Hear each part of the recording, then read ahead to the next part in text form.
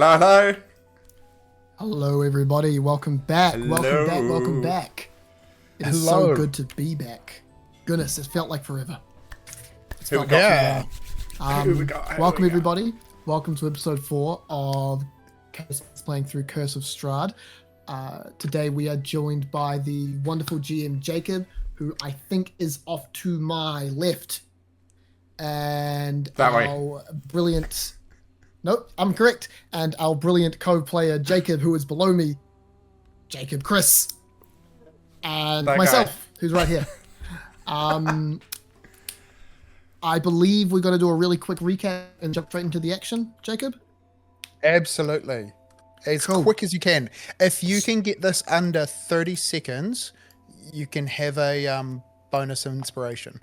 Amazing. So, starting, we wake up after staying with Irina and Ismark. We share a room, which Bohdi doesn't like because of the bed. We ruin dinner and breakfast. After waking up, we've noticed that Alex has doubled in size and begin to help with the funeral processions. There's a black cat that ominously watches us this entire time. We check in with Donovich to make sure things are going okay, and he asks us to check in with the church at Vallaki. We do a shopping trip and get scammed by Bildrath, and we immediately depart the village. Along the way, there's a woman who's attacked by some wolves, or was attacked by wolves, and we have a cat that's watching us again, the same cat.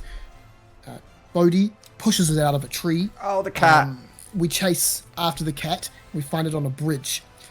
We've become ambushed by a bunch of needle blights, dangerous wooden tree monsters, and so we knock the cat off of the bridge in rage, and by we, I mean I. We defeat the creatures but end up very badly hurt, and find out that the potion that the cat was messing around with was an empty wine bottle. It also turns out, after a young lady appears looking for the cat, that the cat belonged to a young witch who belonged to the Bone Grinder Windmills Coven. Absolutely brilliant. After which we reach the west gate of Barovia. We pass underneath it, pass through the woods, eventually walk straight past the windmill and go about as far away from it as we can in as short a time as possible. We arrive in Vallaki and some guards grant us a letter from Strahd, reminding us of our dinner invitation, thanking us for making it this far and asking us to show up in our best clothes at 7 p.m, ending the letter with a meow. Ah, the meow. Perfect. I'd like to just point out that I'm thrilled that you killed the cat. And it wasn't me. I came this close to killing the cat, but you ended it. I'm very happy that Tristayne's made the decision to kill the cat. I think it's hilarious. Good. Wonderful, Good. wonderful moment. Just Allegedly kill the cat. Before we crack into it, just like to say good day to Larry Winks and Bozeman, who are in the chat. Can someone tell us how we sound? Tell us how we look as well. We'll take any. We welcome all constructive criticism. If we look crap, we look crap. Let us know. Our voices, music, is it all more or less hunky dory? We shall see. You sound good. Looks, yeah. Sound good. Appreciate it.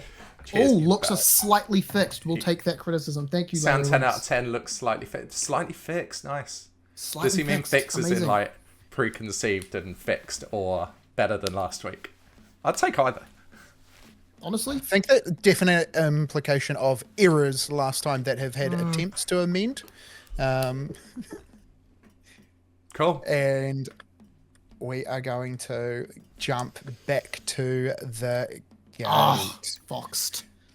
Okay, so there is going to be a change of the guard. For a moment, the two guards that were there are going to start formal interactions with each other about jumping off and going to not finish their shift, but start a patrol.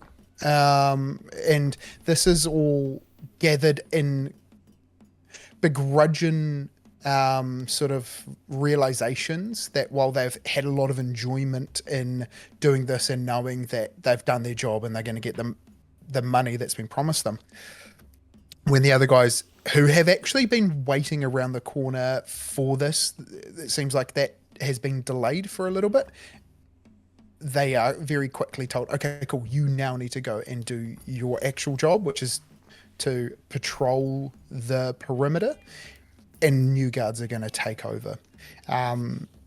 You can, amongst that, wait, but it seems like there is nothing at this time of day or with these guards that would delay you if you wanted to, in amongst that, sort of just make your way inside the town. Is it busy? Like, can we see into the town, or are we currently not able to? No, the gates are open, and you can definitely see through into the town.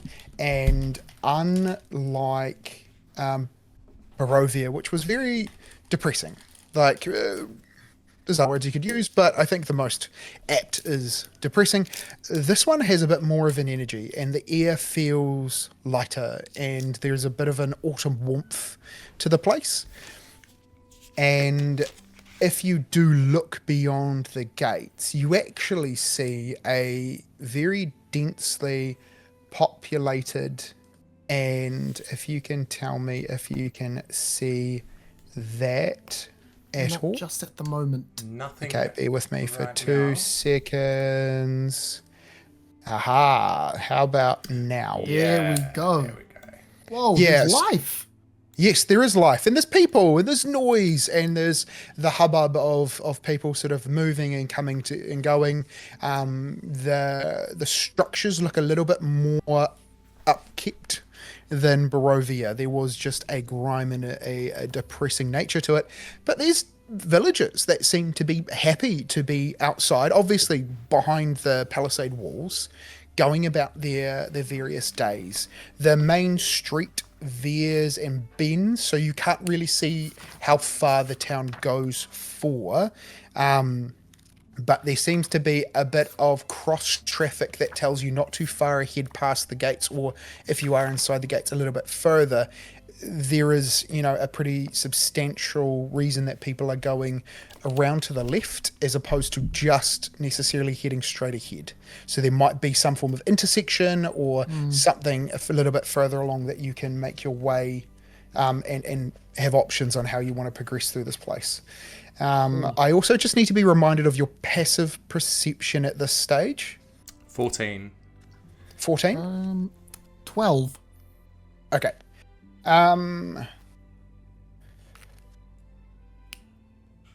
Oh, can I get you both to roll perception, actually?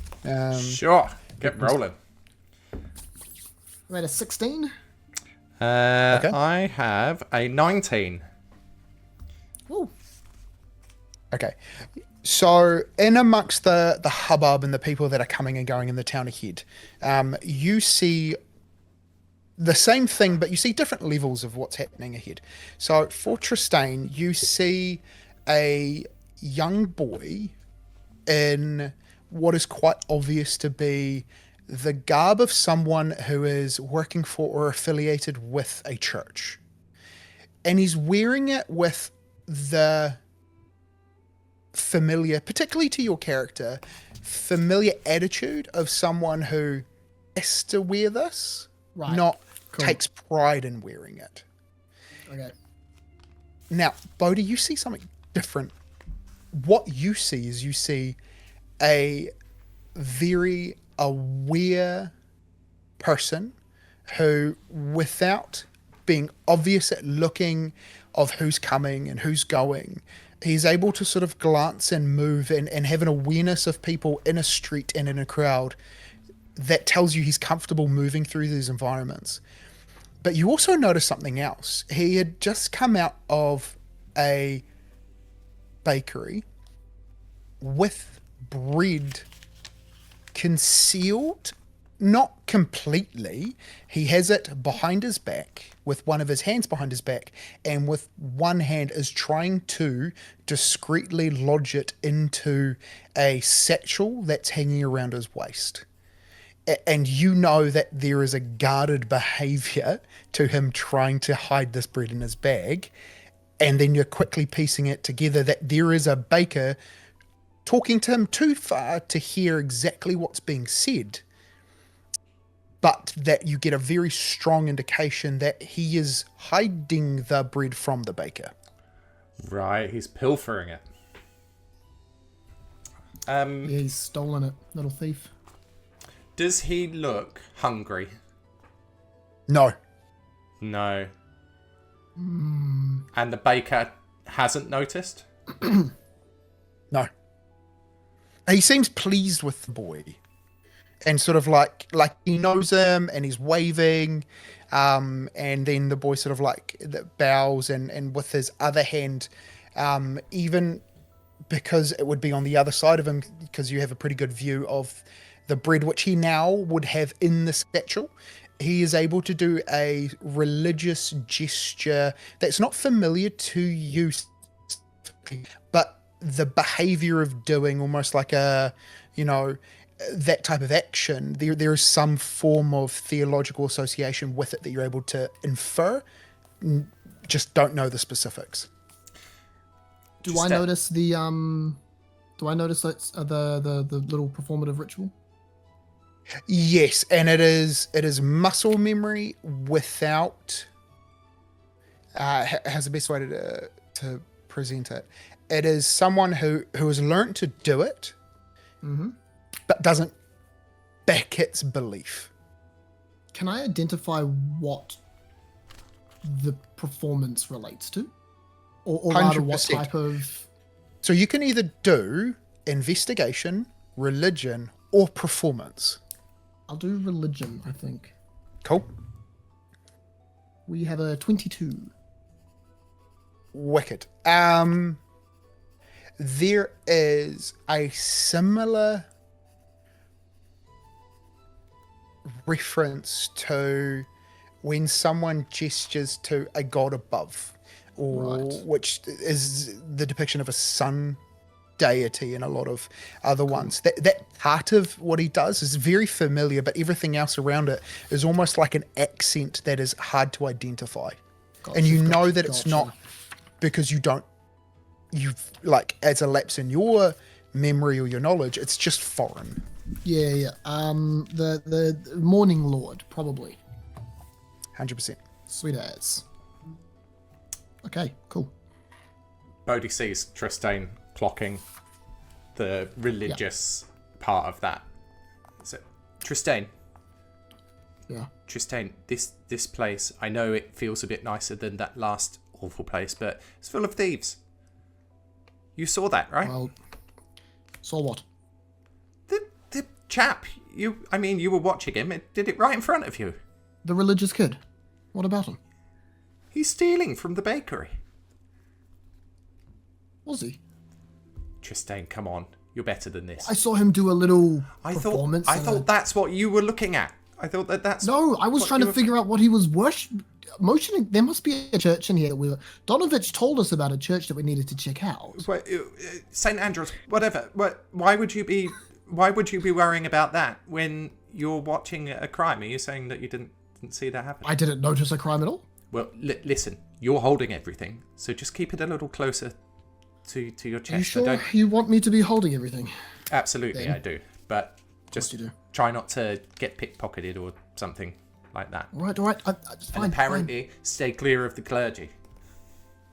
Well, look, I know my way around a church well enough. Alex, can you keep a lookout as well? Thank you. Irina from behind just sort of like leans in just to remind that her presence has been sort of like tailing the two of you who are in front, and she's just like, sorry, we were hoping to go to the church. Should we avoid the clergy? No, I'm sure they're fine. Listen, there's always 1 or 2 or 10 rebellious youth in a church. It's normal. Keep your valuables about you. They've got sticky fingers by the looks of it. And St. Andrews, though, wasn't it? No, not even close. We are here Both to... Irina and Ismark are just silently nodding. Tristayne, I really wish that you'd keep up, honestly. Yes, St. Andrews. That's the one. I misheard you. Sorry. I thought you said St. Tendrils. St. Tendrils. Well, My apologies. That's not right at all. There's too much happening. Irina, we You should also speak clearer. is it the Blue Water Inn you said that you wanted to stay in? Should we drop things off and go and secure lodgings first, or do you want to go straight to the church? Are we all about business?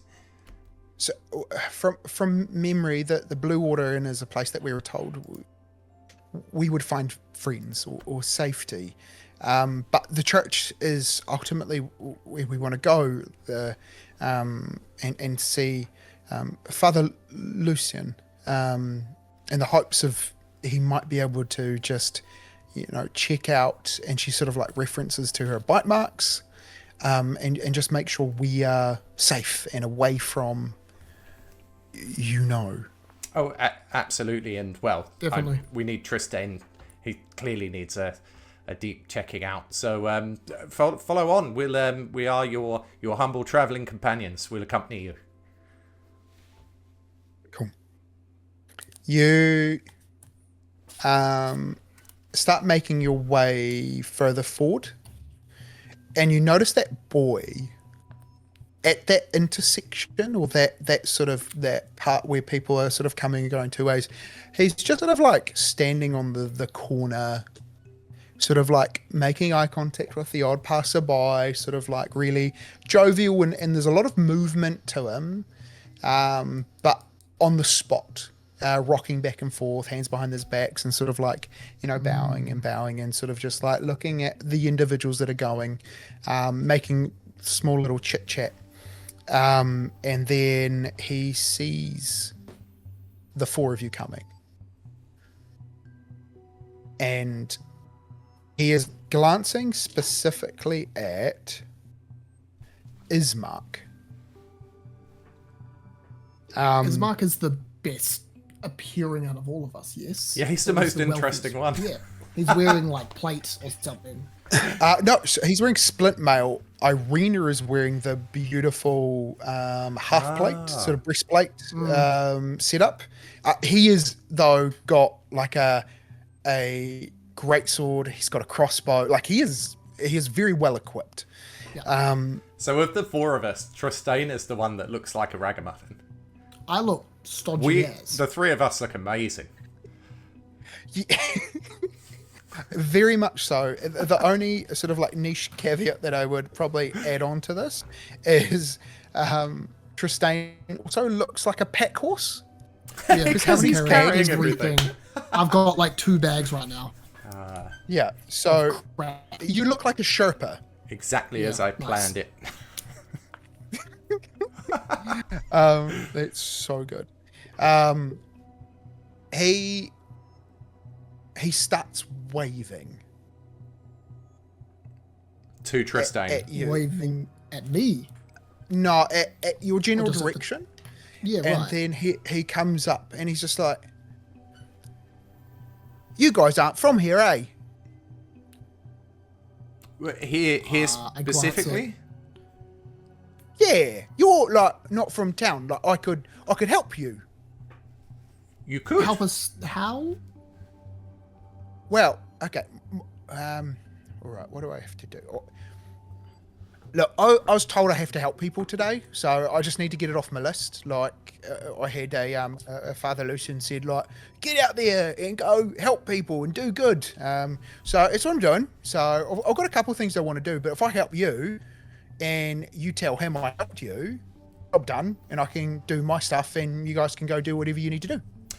Do we tell him that you picked up the bread that he wanted as well? I'm assuming that that's who it's for. Donations. Yeah, I'm going around collecting a lot of donations. We're going to go, actually, if you want to help me help you help people, I'm going to take those donations, and I need a little bit of a distraction. To donate or receive further donations? So I've got a friend of mine who is currently locked in a set of stocks, and I need you to distract some people, and it's over in the town square, and while you're distracting them, we're just going to sneak over and sneak some bread into him. Well, not into him, we just want to give it to him. Is he in the stocks because of donation related activity?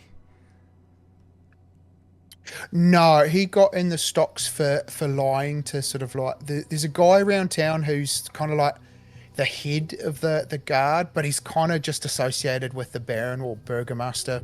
And anyway, there was a group of people a couple of days ago were coming through town, and they all tried to lie. And poor little Udo, he was he tried to lie too. No, because he knew Isaac, and so Isaac's just like, I know you do. And then he assumed that it was a conspiracy, so he's put him in a set of stocks for conspiring to overthrow the Baron. Well, True story. Well, I mean, all that being said, that's very interesting. But we, interestingly, are in a hurry to meet with your Father Lucian. So I tell you what, if you escort us to Father Lucian and introduce us to him, then we could be persuaded to assist you in your endeavours beyond that. I think this is this guy. You said he was a kid, like a younger guy. Yeah, so he's like 12, 13. Yeah, like he is like a youth.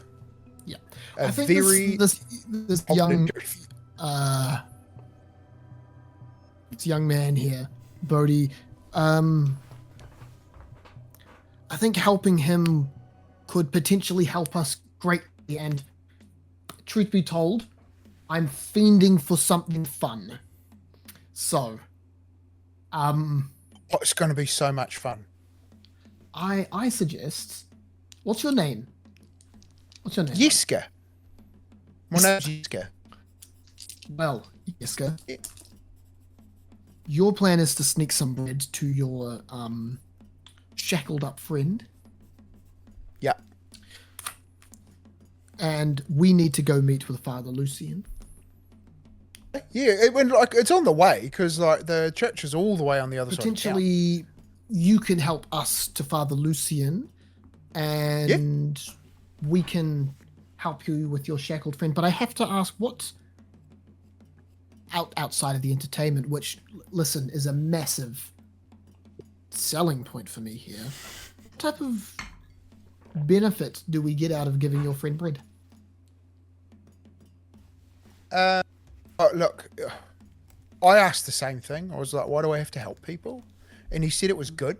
He said if you do good things happen. And I didn't believe him. And he said, try and see what happens. So I'd say the same thing to you. Like, let's just try and see what happens. Yiska. Can I try to reach out and put a hand on his shoulder? Yeah. Friendlily? He doesn't flinch at all. Yeah, no, brilliant. I look at him, I'm like, buddy, I'm also a bullshitter. He literally told me that. No, I believe he told you that. I don't believe that's why you're giving your friend bread. I feel bad for him. We can help with that. And then his mum comes into the church all the time crying, asking for someone to help. And I can't break him out of the stocks. And I don't want to do that. I don't want to end up in stocks myself. But I thought I could just get him some bread. And at least I can like tell her, be like, I gave him some food. All right. And maybe she'll cry like a little bit less.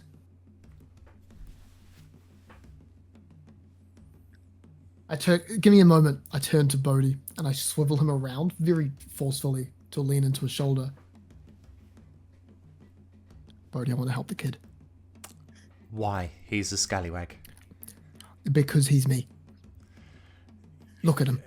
I am looking at. He's a scallywag. I just said. I mean, the answer is the same to both questions. He's a young church boy who wants to help a thief. He stole some bread. I've stolen worse than bread. Tristayne, I am your companion. I will assist you in your endeavours. Do you wish to do this before we talk to Father Lucian? Or would you like to do it right now? Because, I mean, these two are annoyed at you as much already. And so do we really want to test them further? The patience wears thin, Tristayne. You hear a snap or a flick of a card, and you see a piece of paper fly from the little boy's hand into the sort of where a pocket in your robes would be, and it just sort of like pinches on your robe. My robes or Tristayne's? Yeah. Bohdi, Bohdi looks at it. Sure. Yeah. Bohdi will read it. Cool. It says, hang on, Tristayne. Just hold that thought. Yeah. It says, "I promise. If I get into trouble, I won't snitch." Bohdi will take out a pen and say, right on the back, "Do you class snitching as bad as eavesdropping?" And he'll just hand it to him. And he takes it, looks at it.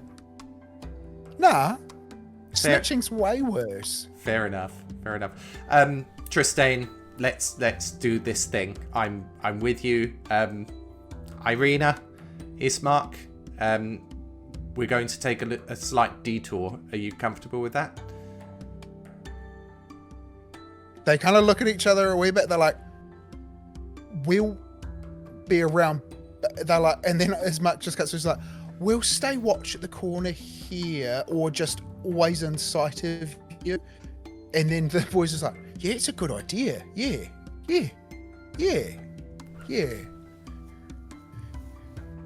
Great. Okay, brilliant. All right, Ferg, what you got, pal? Come on, Yiska. Let's go help your mate. Cool. With a distraction, right? That's our part of this 100%. bargain. Yes. Yeah. He goes and up ahead, he sort of points out down the way that there is a stockyard. They're going to keep going past the stockyard, but he says, "Oh, there's a real cool wagon there if you want to see later, but look, we're busy, right? Yeah, we're busy. We're going to keep going. But if you ever need to rent storage, it's a good spot. There's some shops there as well. But we're going to take next street." And then he leads you down a side street, and he then comes around on the far side of the town square. But instead of coming through the main way, you've actually come down through side streets, and you happen to see 3 stocks currently set up, but it looks like there's capacity for more to quickly be put up and shackled and tied down. And then there is this one young man who looked very weather-worn, like he's been here for 2 days and is not well. And then you see standing around him, there is currently only 2 guards that seem to just sort of been like sitting there really casually, like they're almost on a break. They're not being supervised, so there is the idea that I would say both of you are able to discern that they are of the same level of responsibility, but then also by their posture and just their disinterest, you know, they are not sort of like a senior person. There are people still coming and going. There's a couple little stalls around. What more information can I offer you in the environment that will help you make decisions or come up with whatever plan or scheme you may want to do? So our goal is simply to provide a distraction so that Yiska can give him some bread. Mm-hmm. Okay.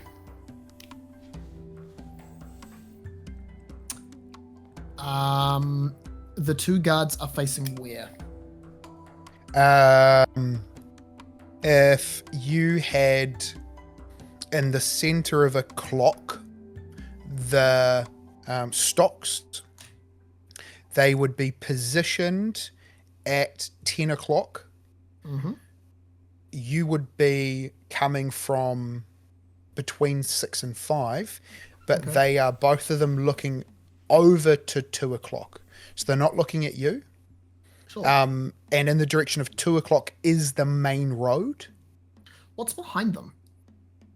There is a couple stones, large standing stones that have ingrained or carved or chiseled into them the phrase punishment for okay. unhappiness.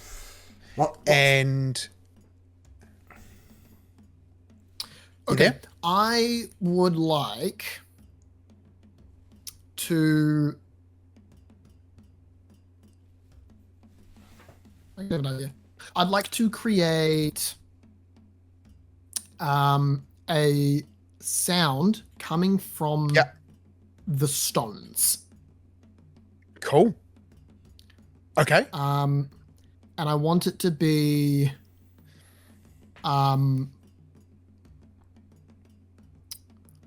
this kind of choir of whispers and shouts and moans and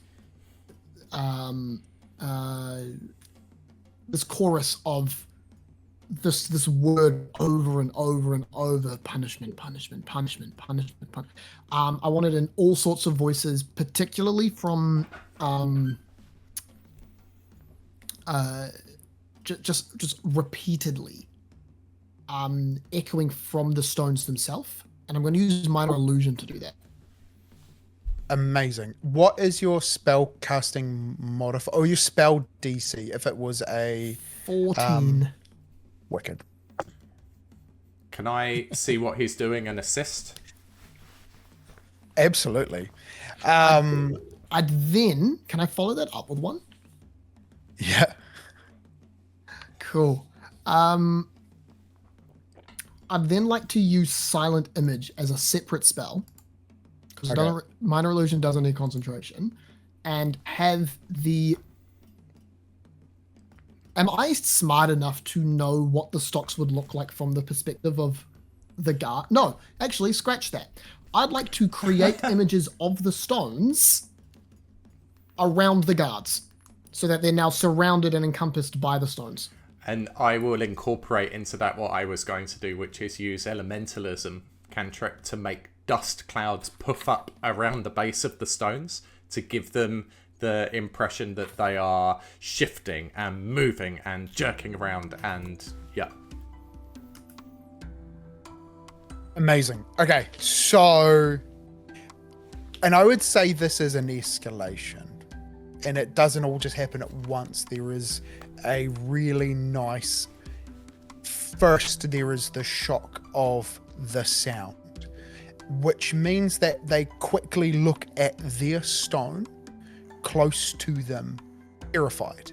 They are frightened. They then glance up to try and make sense of the world and are now encircled in their perception of the world. And it just builds the terror on their face. The first elementalism that shoots off, there is an audible scream from one of the guards, which then causes a wider panic because the guards become terrified of something. They draw their swords, not knowing or not being able to see what it is.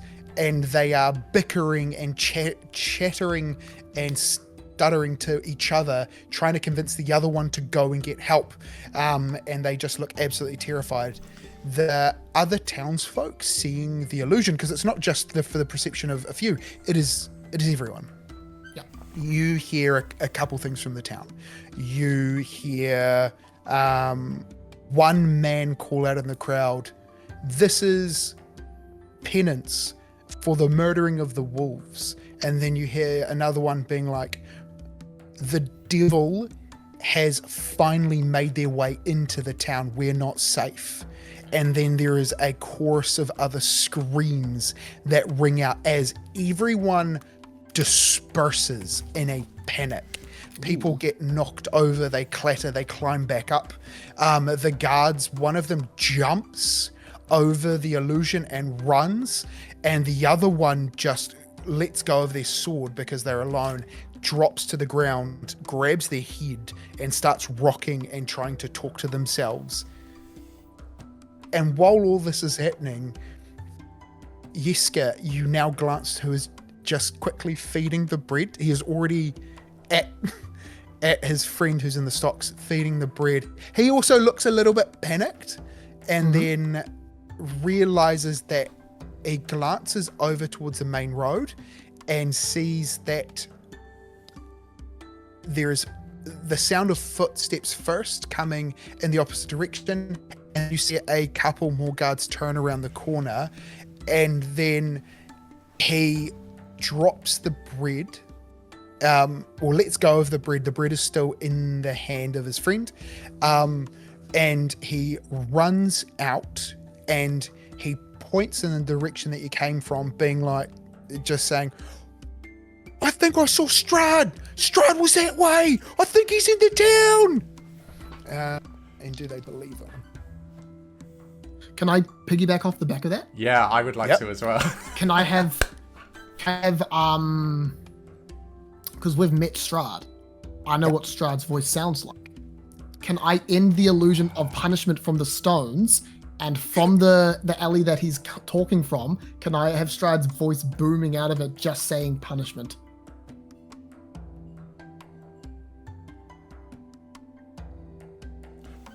So my assist to this is going to be when the other guards walk around the corner and sort of are taking in the scene and seeing the cowering guard and stuff. Bohdi would run between them with his spear, yelling, "Defend the townsfolk! Defend the town, quick, quick!"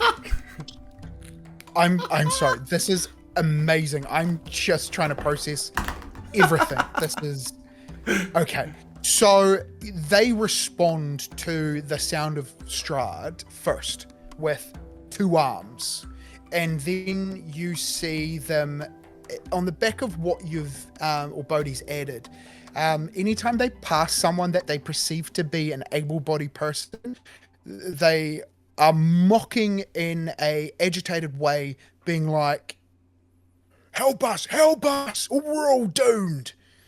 And there is now 2 very stressed groups of people. There are still the people fleeing and panicking, and then there are the ones trying to assist the guards as they sort of head in the direction of the noise.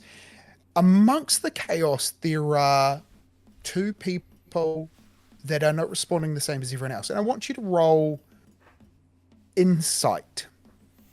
2 instances. We're going to do a man and a woman first. We'll do the man to begin with. I got a 17. 10. So Tristayne, for the old man, he's got a leather apron, he's got a white simple cotton shirt with sleeves rolled up. He has what looks like woodwork tools in his hands, and he has just come out of a alleyway and looking at the commotion, and is just pale with disbelief and confusion. He doesn't have the fear the same as everyone else, but he is still afraid.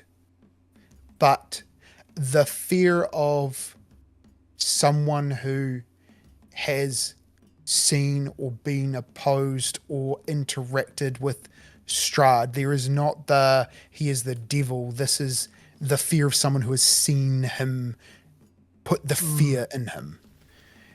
Okay, now I want you to do the insight on the woman.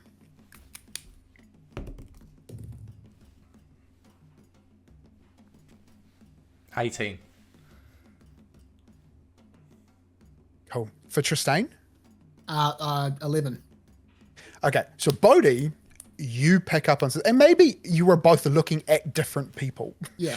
The way that we've rolled. You see this gaunt, old, very well dressed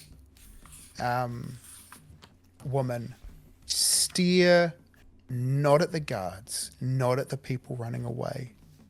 She stares knowingly at you 2, like you are the source of the magic. And she doesn't know how to perceive you, and then she just gives a nod. I give her a cheeky wink in return.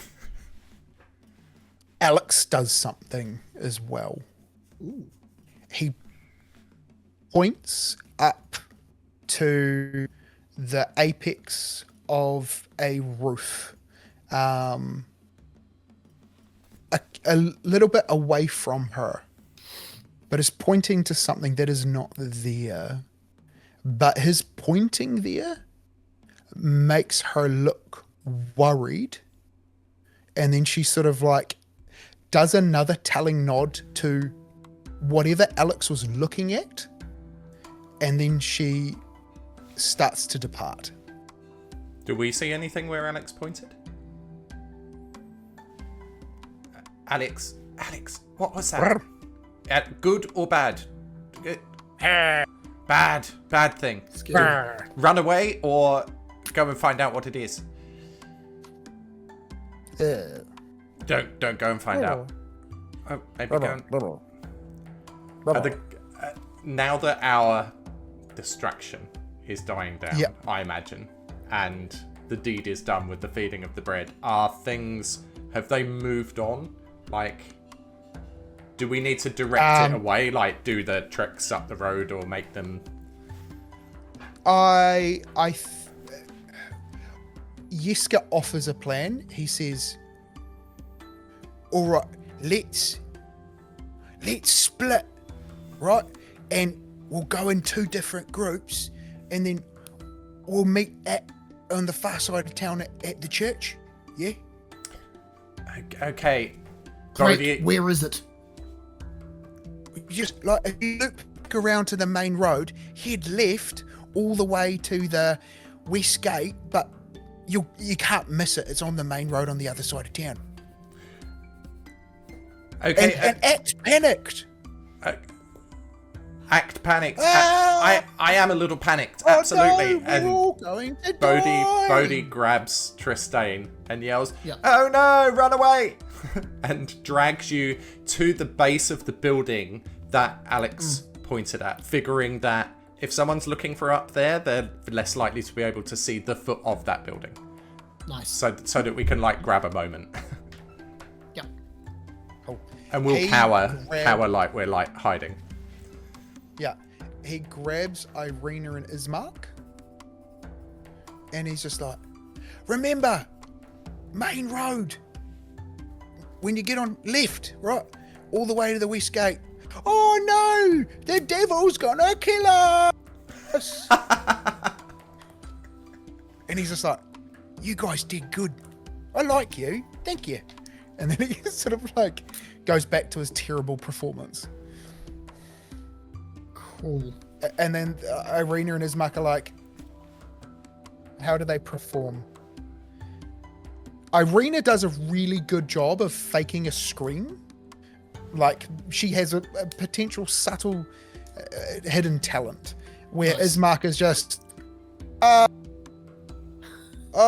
scary. Like, there is a bit of pride that he's just like, I know I need to sell being scared, but I don't want anyone to think that I'm scared. And he's just not committing, and it comes off really poor. Oh no, bad things, no. And they start making their way. You go towards the building. It is a 3-story building where it was, but there is enough of a bit of a sort of a separation between the houses either side that you could make your way through into the backyard area if you wanted. I think straight away we'd look to get out of immediate eye shot of guards while things are dying down, so that Bohdi can explain what Alex was pointing to and explain that Tristayne, besides the whatever it was in the window, that older lady, she knew that it was us, and she didn't seem terribly put out about it, but all the same. Where did they go? What direction? Are they like near us still, or did they just walk away?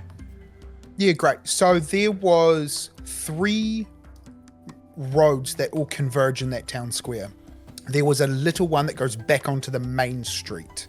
So it is just a touch away where the guards came from originally and then looped back around to the way that you arrived into it. There was a third main road that went away from this place, and I've went that. It gives you the idea that it first heads further away from the town square, but is still ultimately heading in a westward direction, just not a direct westward direction. And to aid this, what I can actually do is we can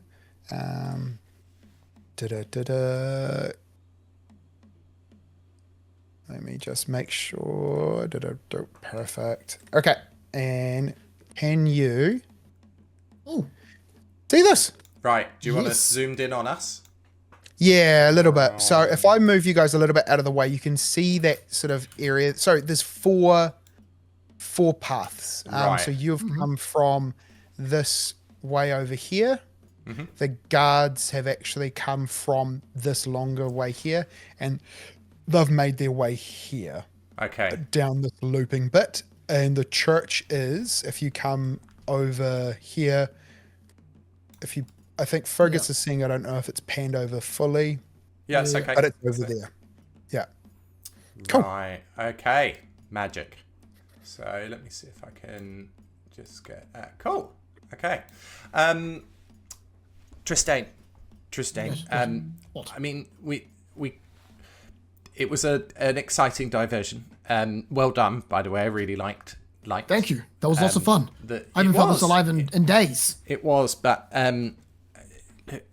he'll lean in as if it's private from Irina and Ismark, but well aware that they can probably hear.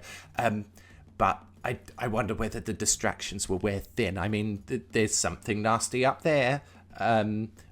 Apparently, Where thin how? the older lady and Alex appear to not be terribly impressed with what was up there. However, it could be that they saw us doing whatever we were doing, or we just go to the church. Alex sort of like tries to raise a hand, and then he's going to try and mime something out to you. He points back up to where he saw it, and then he sees... Right. What it was flew away. It flew away. Where? It's gone. What way did it go, Alex? He points this direction. Was it? What was it, Alex? Was it flying animals? A bee. Sparrow. Goose. Ooh. A scary goose. Not as big. No, not a goose. Ooh. He Smaller than a goose. He points to your scarf. What color is it? This is for Bohdi.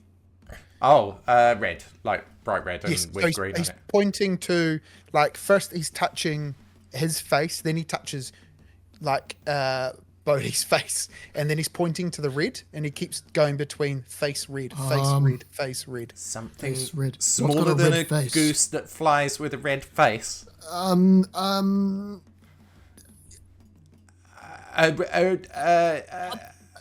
angry seagull. Parrot. Is it a bird, Alex? It's not a bird. Crap, it's not a bird. A locust. Not. Is it an insect? Much bigger than a locust. What? Is it a what are they called? Four-legged mammal. Is it a mammal, Alex? Well, it's not a bird or an insect. Alex. Alex, would you fight this thing, or is it scary? He goes a little bit cocky, and he's just like.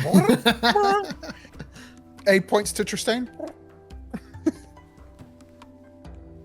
Well, it can't be that scary. I don't know if Alex. He does these, like, on his head. He uses little fingers to, like, create little horns, or at least is attempting to. Is it a bat?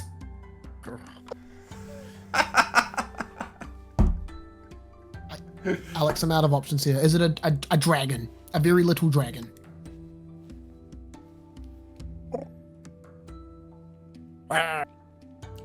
It's got horns. Is it Horns. a goat? Alex, gotta help us out here. Do you want to draw a picture? Can you draw? I'll hand him. I'll rummage around and get like a stick of charcoal and a bit of parchment. Tell you what, in my hands, I start using minor illusion to start creating a winged creature with horns, but then be like, what do I need to change? Like a police artist. Yeah. They look like this. No, the moustache was big. Exactly. He's pointing to features and then trying to like scale them in or out. And I try to. Yeah. He points to the illusion's face, and then he points to your face, an illusion face, your face, illusion's face, your face. Human? Horned. Right. I give it a... Oh, wait, I've heard of these. It's a little red with wings and he points and he's miming a tail. It's an imp. A what? It was an imp. An imp. It was an imp. Are you sure? Here. Will we both know imps? Are there forest imps? Roll either nature, history, or arcana of your choice to try and find the avenues that you might know this. I have a 19. Bohdi's lost interest. Natural one. Okay. Great. Amazing.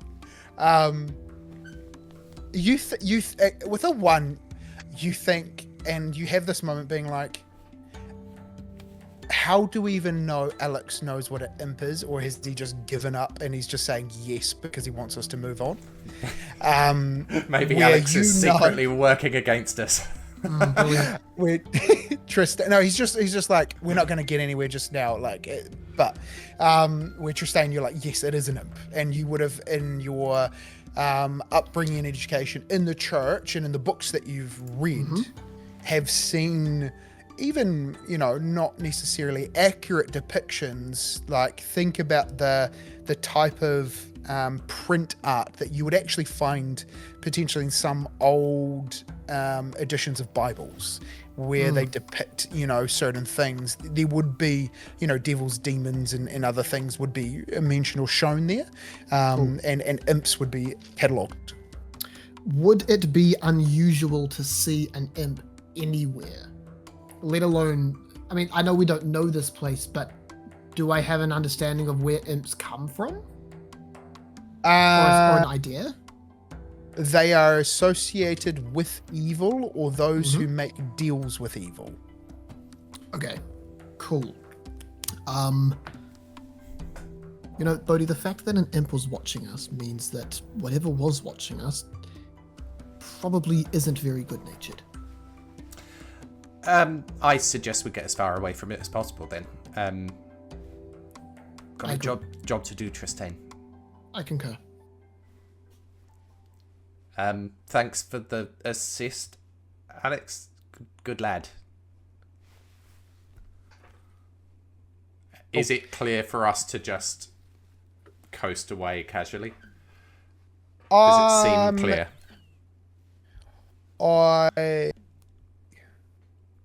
I want you guys to make a stealth roll, and not in the traditional sense.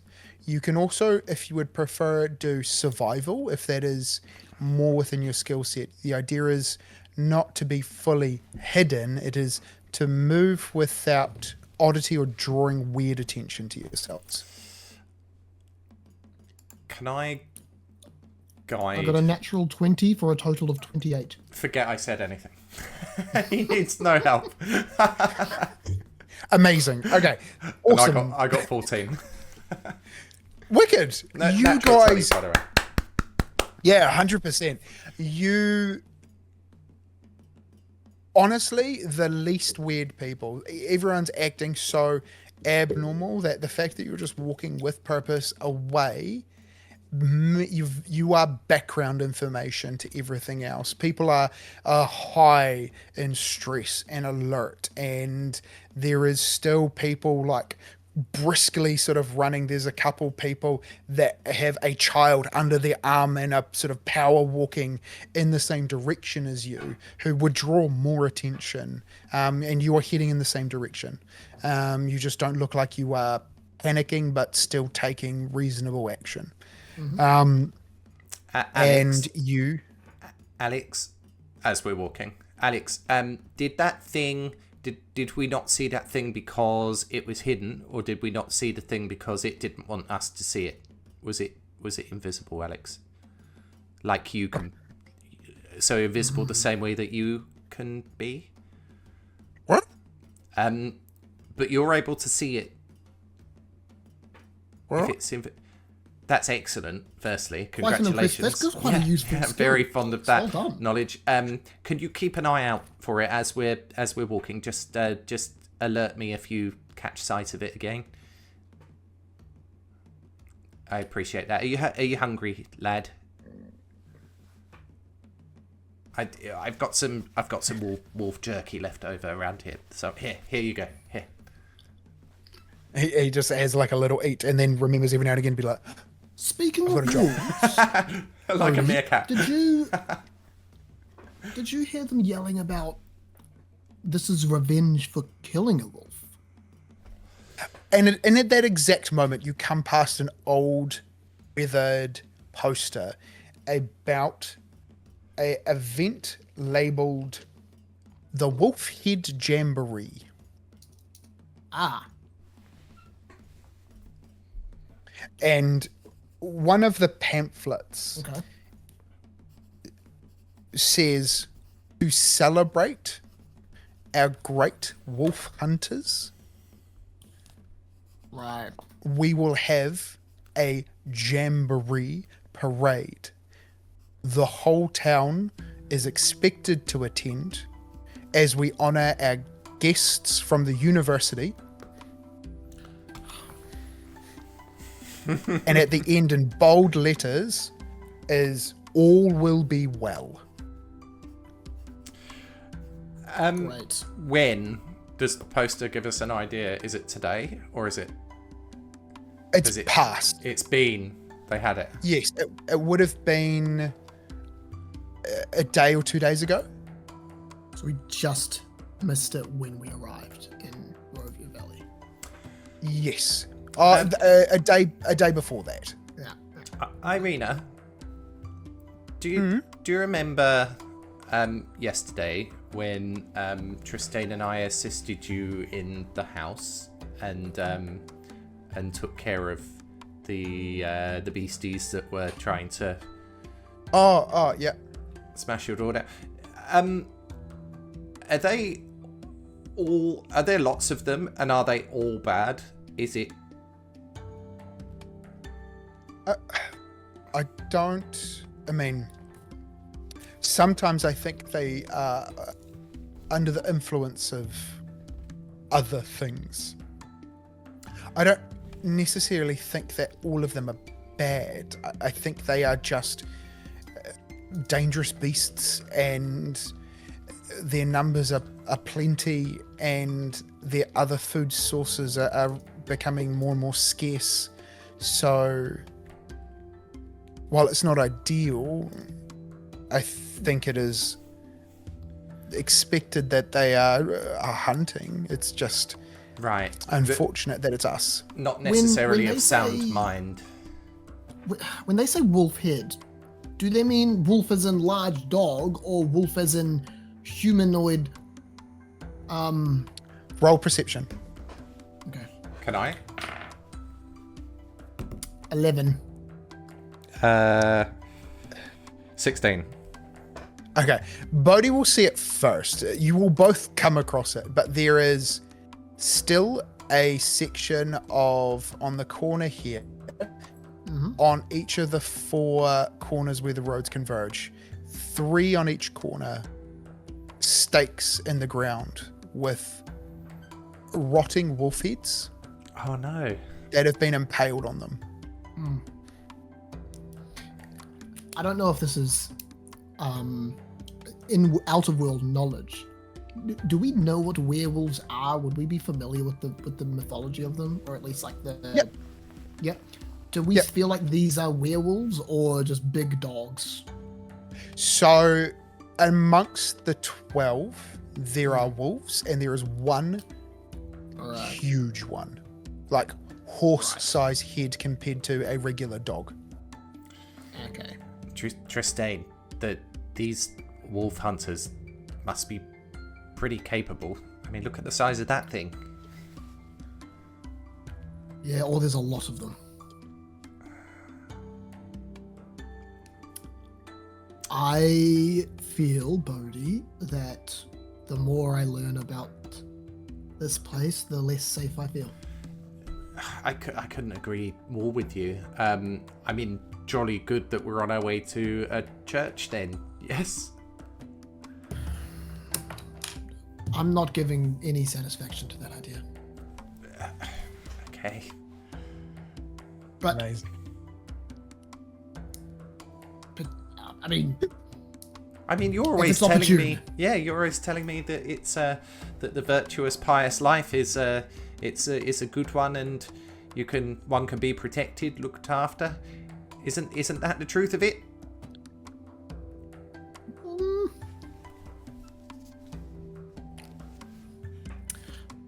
It was better than what followed it. We'll say that.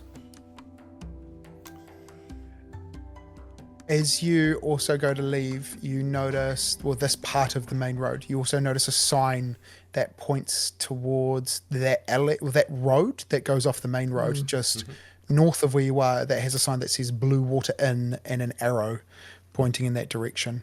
Cool. You will traverse the rest of the main road pretty much without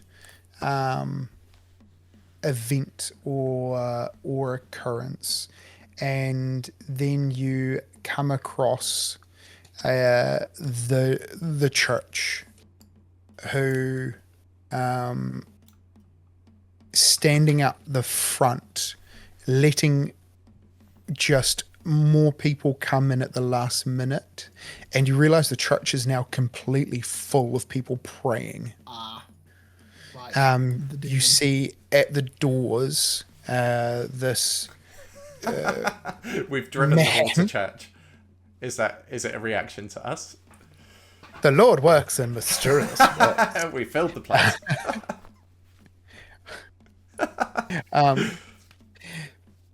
So, slouching, centuries-old stone church has a bulging steeple in the back, and the walls are lined with cracked stained glass windows depicting pious saints. There is a fence of wrought iron enclosing the garden and a graveyard with gravestones that is next to the church. And as you get out of the more densely populated area, you start to see the fog start to creep back in. Going around through and over the palisades that are not that far away. Yep. Just based off of what I can see, is the church doing well, or is it kind of run down and beat up?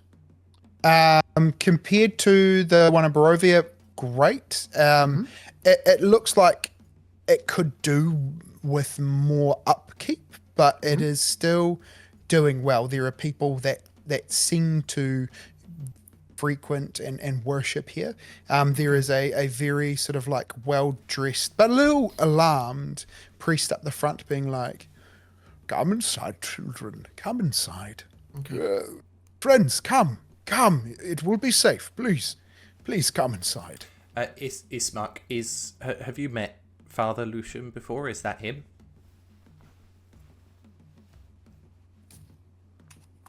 Right. Okay. Well, we should really leave it to you. I mean, we'll accompany you, but are you, if you're familiar, Bohdi's beginning to look nervous again about churches. Yeah.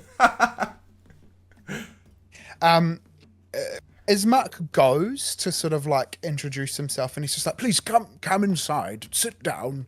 The sermon will begin. We will all pray, and we will all be safe. We are joined in worship."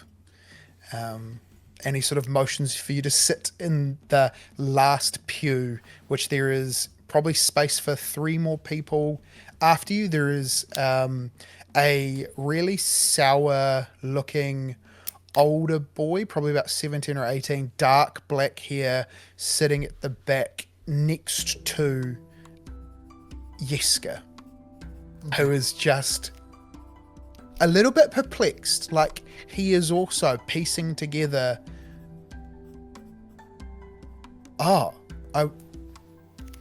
did I do God's work? Like, you know, has the Lord acted through me? Yeah, like he's really like, just like he's watched a magic trick, thinks he's like figured it out, but then also like, I need to see this tested again, like just to like validate the belief, and the priest goes up to the front, and then invites everyone to start singing hymns. The service will run for about an hour if you want to sit through the whole thing. Ismark and Irina, if you get a little bit into it and realize that this is not just going to be a quick thing to appease the people and make them feel calm, they say that they will sit and wait because they want to wait until there is a private moment to talk to Father Lucian, because they don't feel like now is an appropriate time to bring up the fact that, well, we came here because Strahd's trying to get her, and now we're afraid that they think we've brought him to the town. Okay. So it's, I think they're like, I'm gonna wait. You know, we're kind of here for a reason, and there's no reason to jump away just yet. Plus, Tristayne is regretfully curious about the church proceedings. Are the hymns familiar, or is the process familiar, or does it feel quite foreign? I want you to roll religion. May I? Yeah, absolutely. You can do it with advantage, Tristayne. Oh, thank God, that was a 2. 4. That's better. 21. I don't even know why I asked that, Bohdi. Again, Bohdi doesn't care. Honestly, it's songs sung. There is a organ in the church that is not tuned fully, like 75% of it, but as soon as you go to higher or low notes, they're just a little bit off, and the people are singing from desperation, not from joy or harmony. And then for Tristayne, it's like if you had all your greatest hits were stolen by another country and then sung in another language. Like, it's still a language you recognize, but it's almost like it's been put through Google Translate a whole bunch of times. So they are adjacently familiar, but more uncanny than actually like you know what it is. Can I try and figure out, okay, this is a stretch. If there's a line of familiarity, can I try to piece together the similarities enough to figure out if there's a connection or just a coincidence? Like, I want to see if there's some type of like lineage here that's like they've diverged, or if it's just they're both hymns and sermons that have somehow coincidentally followed the same path because they're both hymns and sermons. So you get an idea that the language of these hymns is more historic and unchanging. The language when sung is a little bit more archaic. Sure. And while you're confident that there has been some divergence or focusing on this relationship between these two deities, it almost implies that it gives you the feeling that it's been isolated in time, and the ones that you separate from archives versus what you would have seen sung in practice. The practice are sort of like, you know, a century different in Right. the musicality or how they have been rewritten or reappropriated to be more engaging to a modern ear, where these feel like they are just as much a classical experience as they are for singing of hymns. Could I deduce that these are... What I'm trying to piece together is that using this information of their religious practices, is this land that we're in somehow connected or historically connected to where we're from, or is it completely alien and distinct? You are smart enough to know you don't have enough information yet. Okay, cool. It is. Sorry. Go on. No, go for it. Is the whole process working? Are people relaxing? Is it making them calmer? A little bit. Until. Brilliant.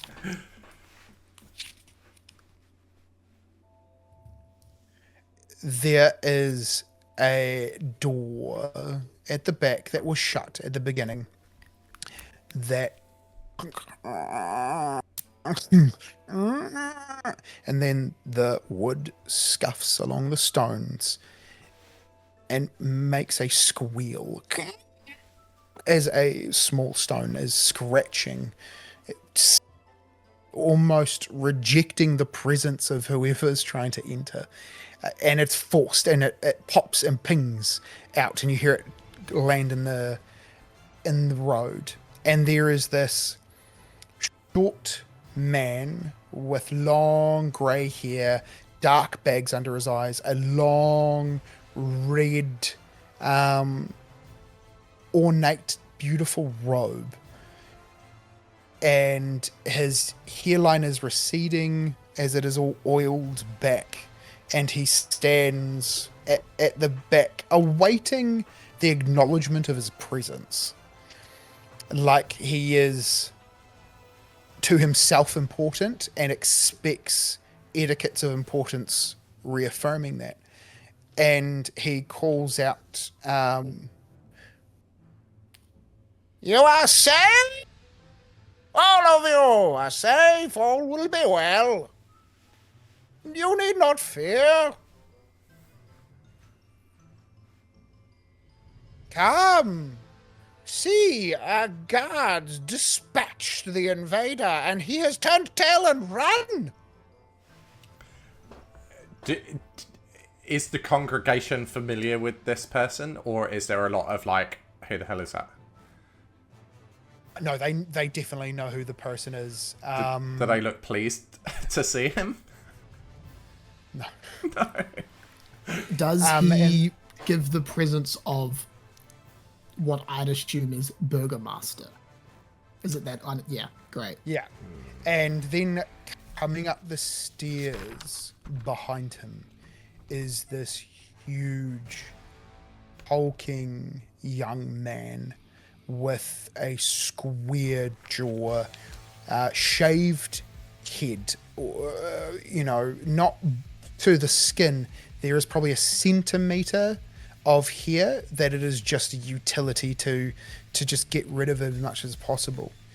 And he is carrying a huge axe, and he sits it down. He never enters the threshold of the church, and he puts one large, scaled, clawed hand that is far too large for the rest of him on the metal head and blade of the axe as he sort of rests it, as he is extra half body higher behind as this imposing enforcer, towering, threatening the people from behind the short, greasy-haired man. Cool. And he's beckoning people out of the church. The Burgomaster guy. That's his great. play. Are they? Come, people! Is there Follow movement? your leader! Is there movement of people sort of begrudgingly obeying? menacingly, like they feel like they're going to get in trouble, and then the priest at the end of the congregation is, "Come, children, our wonderful leader in the town is inviting you to see that your home is once again safe. Blessed be him, and blessed be each and every one of you. Let us stand together." And the priest then makes it okay, and everyone sort of then, there was a couple people that were like awkwardly sort of like standing up before, and as soon as the priest motions for everyone to stand, the short man does a little turn heel, a little bit performative as he spins perfectly in a pirouette on the spot, his robe flicking around, and you realize there's a long train behind in his attire. Like, this gown has been worn by others and maybe was made for someone taller than him. And then they start leading out as the enforcer sort of just always is just to the flank of the man, like a bodyguard, and they lead everyone out into the town. Is there a sense that when the priest says, "Hey, let's all go," that he's doing this with because he needs to, but not because he actually likes the guy? Is it performative? It is a reassurance of harmony than it is following the lead of this person. Cool. I think you're smart enough just to piece that together. There is, though, the reassurance that he is taking from the Baron that they are confident the town's safe. Okay. Because he would not just send people out to slaughter. Mm-hmm. Okay. The two boys that were on the far end of the pew remain inside the church. Assuming that we don't immediately get up with everybody else, is it noted by the two of them that there are 4 people remaining there? Not the boys, the big fella and the guy in charge. No, they as soon as everyone stood, feeling like they would follow, he did not wait for reassurance. He just expected turned his back on them. Yeah, yes. Okay. And then you hear him repeatedly call out as his voice becomes more and more distant, "All is well! All is well!" It's like a little catchphrase. Interesting. Tristayne, Yes, Bohdi? not altogether sure that all is well. No. No, I don't think it is. I've seen enough people in charge to know when people aren't in charge. Also, that big chap, definitely one to avoid. I think there I think there's an order in this town that we might not belong in. I don't think we belong anywhere that we've been in the last 48 hours, honestly. No. But given that we're here and Irina's going to get herself checked out, do you think maybe you should get this priest chap to take a look at your wound? Well, we were told that it wouldn't be a problem from Father Donovich. You hear cutting across this conversation as the priest is walking towards the boys, a stern and disapproving, "What did you do?" directed at Yeska. I did nothing. Honestly, I was just asking for donations. Yeah. He looks at him and then is assessing each and every one of you. You get to make deception with advantage, but I still need all of you to make a deception to not give up any involvement or insight. I have a 19. 13 plus 1. 14. You don't give it up. Can I get you to make one for Irina, Chris, and one for Ismark? Do they have the advantage? Fergus. They have advantage, yep. Good. She needs it. What is Ismark's bonus? Or Is it? I actually have the character sheet somewhere. Actually, bear with. I will find it. It was sent to me recently. I think Irina is going to get a +3. I think Ismark does not get anything to this. Ismark does not. It is a 14. Irina gets a 10. Oh. Irina She's is the the weak one link. who cracks. And she is just not... all she's doing is just not making eye contact with the priest. Because she doesn't want to lie to him. Can Bohdi spot this and go, Irina, my dear, there's no need to be nervous. This is a man of the cloth. I'm sure that he'll be more than happy to assist you and talk with you. He's trying to like smooth over. Roll persuasion. Can I try and distract the Oh, it's good. father in a way? Sure. 19. I want to pull his attention Okay. away from Irina Yeah. by confidently introducing myself and trying to perform the same gesture I saw Yeska performing on the corner earlier as like an introduction. Hi, I feel like this is the custom around here, so I'm trying to... Okay. So I want you to do a performance check that you're going to add also on top of it half of your religion modifier. Cool. So, we have a, believe it or not, natural 20 for a total Again. of 24. Good job, buddy. It's awesome. That's why we keep you With on. useless checks, but hey, brilliant. He's good with churches. It is flawless. So much so that it provokes a lecture from the priest as he is telling the other two, do you see how when someone holds the love of the Morning Lord in their heart, how impactful, and you can really feel that they mean it. Father, truthfully, I'm not actually from these lands, but I felt a, how could I call it, a pull towards, the light, Yes, and the pull. warmth, Yes, the yes. radiance Radiance. that could have blessed these lands that I've seen and These lands. borne witness to. Blessed, yes.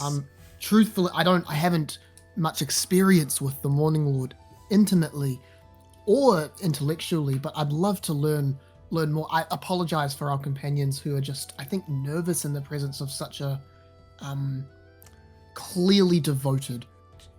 Very devoted. Man. Yes. Yes. Quite, yes. Well, it's not every day that we get such remarkable visitors. And sorry, your name, my young Tristayne, Father. You are a blessing upon us, Tristayne. Thank you. Tristayne does a little half bow with a very clear smile on his lips. Bohdi knows him enough to know there is no joy in his eye at all. He is actually, he's almost grimacing at having to do this. At that last Just remark, a little bit. Bohdi would have just rolled his eyes and gone, oh, please.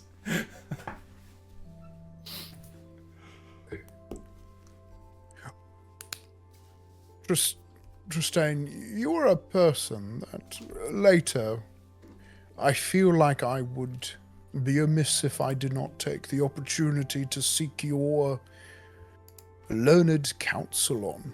If you would not be busy, I obviously need to find out how I can help. Why are you here, children? Well, I'd love, my friend, I motioned to Irina. She's in desperate need of help, and I've got something that needs checking out. Also, we are we're stretched for time in the evening. However, up until that point, for the right a helping hand helps a hand, if you understand. He looks at a series of not sundials, a series of hourglasses that are lined up along the back wall, and they have alternating colors on the bottom of it, and they are each an hour, and they count the hours. So there's 24 of them, and they rotate them, so then you count how far along they are to know how far through the day they are. Awesome. And you can see that you are the 14th. You are on the 14th one, which would give indication that it's 2:00 at the moment. Whatever it is that I can help and see, please show. Is it an ailment? Do you need ointment? Is it a rash? You've been traveling? Is it your foot? Do you have blisters or sores? Do we deal with Irina first? Probably. She sort of... I kind of pause and nudge Irina forward a little bit. She stands and comes close, and she looks at the two boys and then looks back at the priest like, could we maybe go somewhere? He's like, please, child, I have an office. Come this way. And Ismark follows, and he sort of opens up one of the side doors. There's a couple of them that go off this main long hall that had at the far end, flanked by those stained glass windows, a raised platform for preaching from, or sermons. Alex. And... Alex, can you do that thing you do? Poof. Where they can't see you, and just go and keep an eye out, make sure that Irina remains safe. You like Irina, don't you? Yes. Just go and keep an eye on her. He climbs out, goes to slide down from your knee to your shoe, sort of backwards, almost like someone would go down a fireman pole. And then as you would see him hit the ground, at the point of contact just goes bloop, invisible. I love him. And then you just hear scurries of little clawed feet on the tiles, and then it stops. Cool. The two boys are sort of bickering, and then the taller, dark-haired one is just sort of mocking the other one a wee bit, and then just sort of you hear him say, I'm just going to go do my jobs, boy.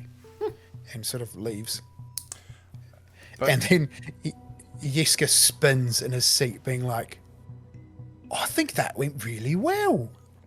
Bohdi will go and sit next to him and just hang out, because this is Tristayne's show.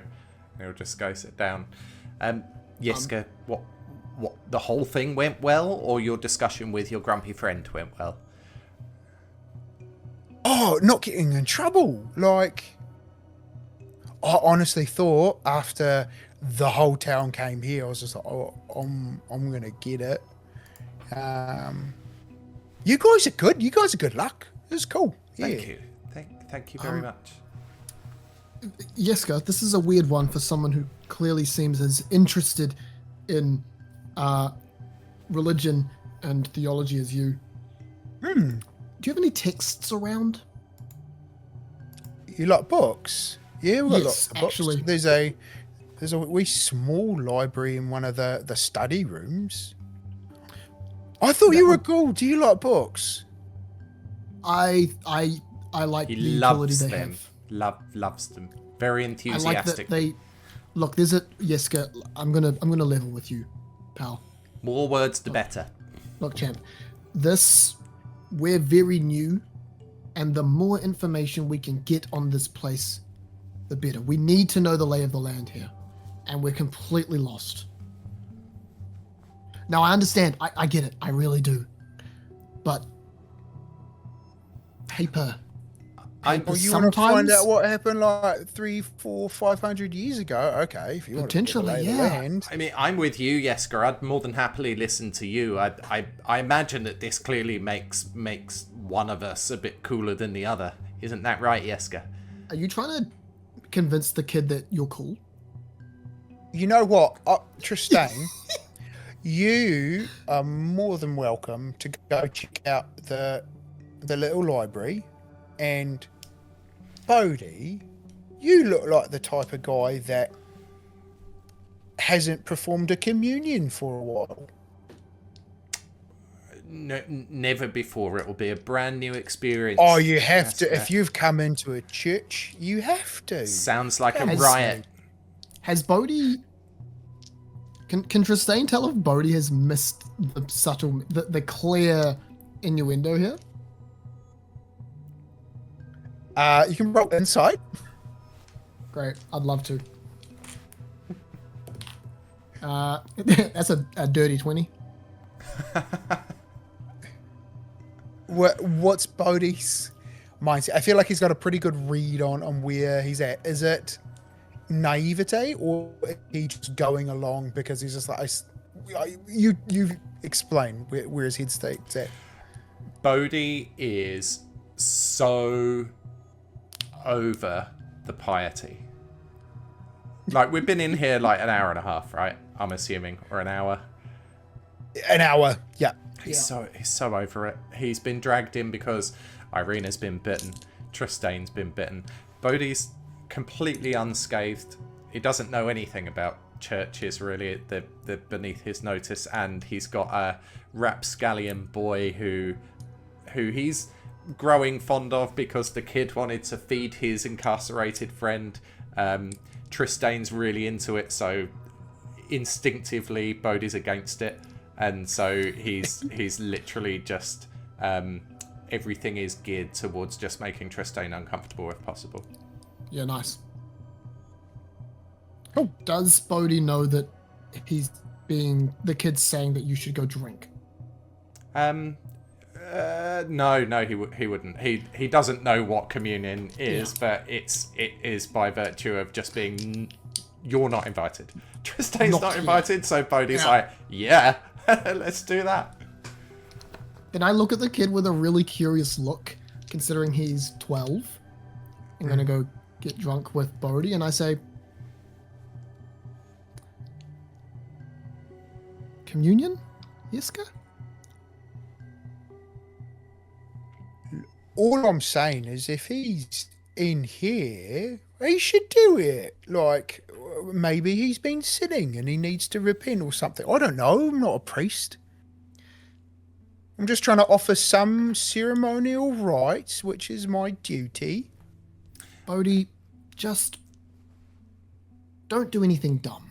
Have I ever done anything dumb, Tristayne? Honestly, those I'm books, not answering that question. Those books aren't going to read themselves, lad. He then scurries over to the room on the opposite side of the church and opens. He's like, "Oh wow! Look at all the books! Whoa!" Okay, I'm aware now that we've completely split the party up, but Tristayne doesn't care. He's going to the library because he wants to try to figure out what the hell is going on here. Awesome. Okay, I would love for you to roll an investigation. I would love to roll an investigation. Yeah, I will. That is a 19. Cool. You are going to find a couple of things in there. You are going to find out that there about 35 years ago, there was a wizard that turned up in the land.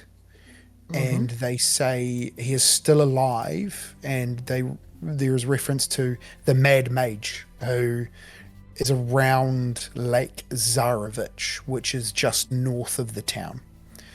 Okay. You also come across the fact that this place has a baron who is also the Burgomaster, but he and his family have a actual title of nobility, not just a mayor of a town. Right, okay. And that his family's line was here when Strahd first conquered the valley. They were already here. They precede Strahd. And this is like 700 years ago. Wow. Not the Tsarevich family. Strahd. Strahd. Tsarevich. What? Okay. What the what? So you now know he is at least 700 years old. Well, sorry. Tristayne's skeptical. He assumes that there must have been a Lord Strahd von Tsarevich 700 years ago. Is there any way for me to deduce if this is the same one or if it's like some ancestor from 100 billion years ago? You rolled a 19? Yep. Yes. You know that in the text, and it talks about the lineage and the fact that the oppressive rule of the same Strahd has outlived all of those generations of the Vallakoviches, which Vallaki is named after, Right, and okay. were the nobles of this valley. So Vallaki is like the capital of this region, but It was yeah. So there's a couple other bits that you know. Vallaki Sure. was set up. This town was set up more recently. There used to be a different place. Some other things have happened. For example, there used to be a town to the south Okay. that has since been deserted because it was attacked and flooded by Strahd. Okay.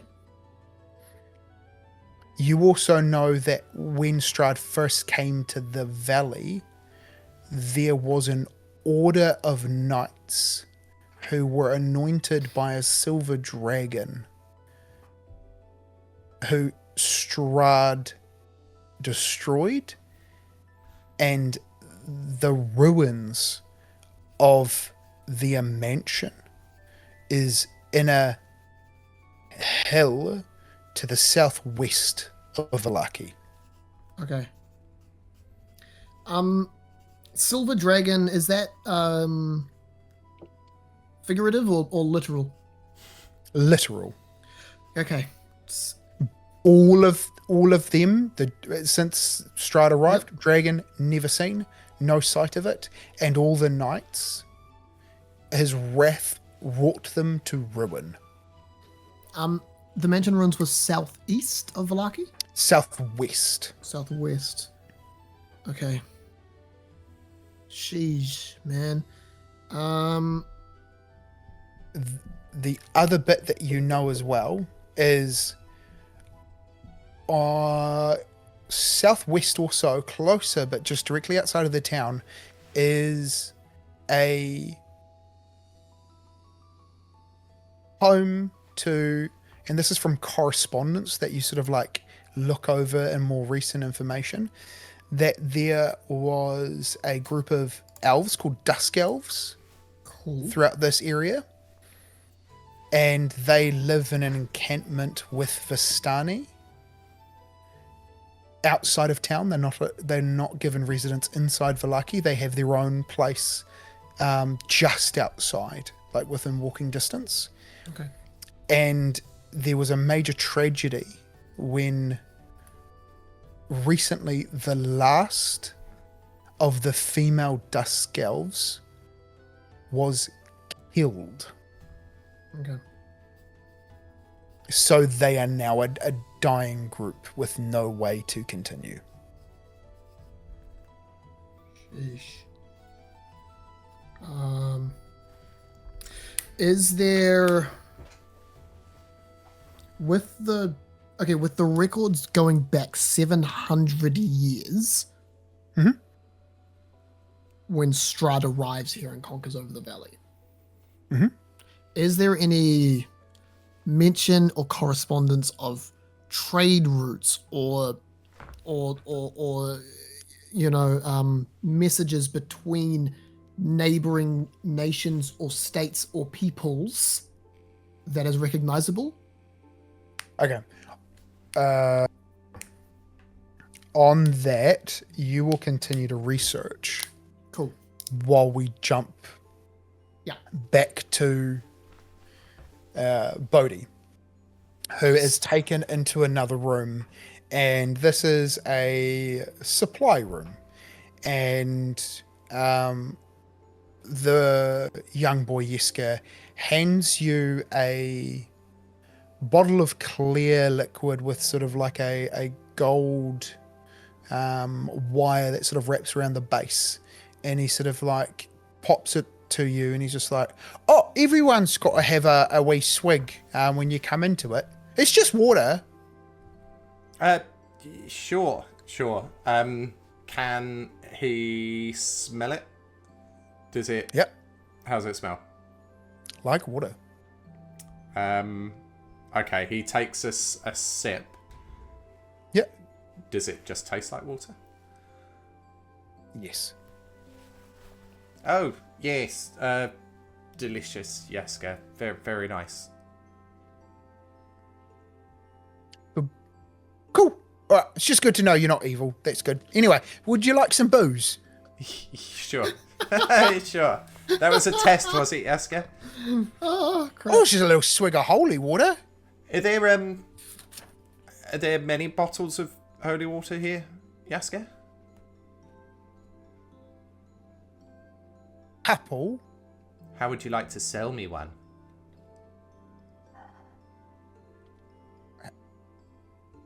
How much for? How much do you reckon it's worth? He has no idea. How about 4 silver pieces? He's 12, right? Yeah. How about 4 silver pieces? And I tell you what, I'll give you 4, and I'll put 1 in the collection tray as well. And you can say that you convinced me to donate that.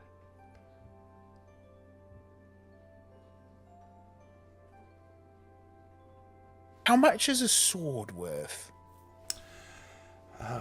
No more than a gold, maybe. If you can get me a sword, I reckon I could get like 3 of those for you. Really? I tell you what. Yeah. And Bohdi will unlimber the short sword? Rapier? Yeah. Ferg? Short sword, rapier? Short sword. It is a. It's a short I sword. have a short. It's fine. Sorry, I have a short sword. No, I don't know what you I have one as well. He also has one. Okay, cool. Yeah. He will say, this is a very, very special sword. Be careful with it. I'll let you hold it. Yeah, of course. Gently hold the handle. Keep that other hand away. Oh, Yes. it's quite heavy, eh? It's got a name as well, Yaska. All swords have to have a name. Its name is the Wise One. Ooh. Yes. I tell you, you're going to need to keep that discreet, okay? Can you hide it in here, or do you want me to move it somewhere else so that you can hide it? Nah, I'll sort it out. It's all right. I'm good at hiding things. Anyway, and he sort of reaches from behind you where there's like 6 of them on the shelf right behind your head, and he sort of like grabs 3 down for you and passes them to you, and then just leaves. Leaves? Yeah. I follow him out. I stowed him quickly, and I follow him out. Yaska. Yeah. Hey, Yeah. No one else is around us, right? Irina's gone. He's gone. Yaska, got a couple of questions, and I understand from what you were saying, you know what's going on around here. Is that right? Yeah. He sort of pulls out the sword and then tries to find a bush to just like practice hacking it. Is it away from visibility? Like, are we behind the church? Right. Around the back of the church. He's Okay. also very careful to not be seen. He's onto it enough by not to anyone. be a dingus. Okay. But he's also just a 12-year-old boy, super excited because he's just got a sword and he's hacking at a bush. Okay, so I will sprinkle like encouragement in and amongst our conversation. Yes, oh, good swing, Yaska. Yaska, so couple of questions. First one's about these werewolf hunters. I mean, they seem pretty effective from what we've seen. How many are there? Oh, just wolf hunters. They're not werewolves. Right, They just don't wolf hunt the werewolves. The werewolves just live out of town. I think they're hidden in a cave somewhere. Right, okay. And No one hunts them. how many hunters are there? I think there's 2 really good ones that are usually at the Blue Water Inn, but they tend to come and go, or I don't really talk to them much. I don't see them coming to church either. Fair enough. So- Is that enormous fellow with the axe? Is he one of them? Isaac, no. Isaac. He's like head of the town guard. He was the one that put my friend into the stocks. Oh, really? He was the one that him and there was these 3 other people that they all lied to Isaac, and I don't know why Udo did either, but I mean Isaac knows Udo, so when he tried to lie about who he was and what he's doing, Isaac was just like, I know you, which was kind of dumb. But I think it was just because they all told him like, oh, we're all gonna lie and give fake names and say we're all doing all this different stuff. So we don't like Isaac, do we? Or steer clear of him? Oh, just stay away. He's Stay creepy, away. man. Do you know, for such a big dude, I heard that all of his spare money, he goes to the toy maker and asks him to make dolls. That's creepy. Imagine how many swords he could have. I know he's got an axe, but who likes axes? Well, yeah, I favour a sword, and from the look of you, you do as well. You're swinging that really well. Good job. Whoa, whoa. Great, yeah. He like gets it like lodged into the sort of like deep root of the bush, and then sort of like like pulls it out. Put your foot next to it and yank it out. Yeah, good lad. Also, Yaska.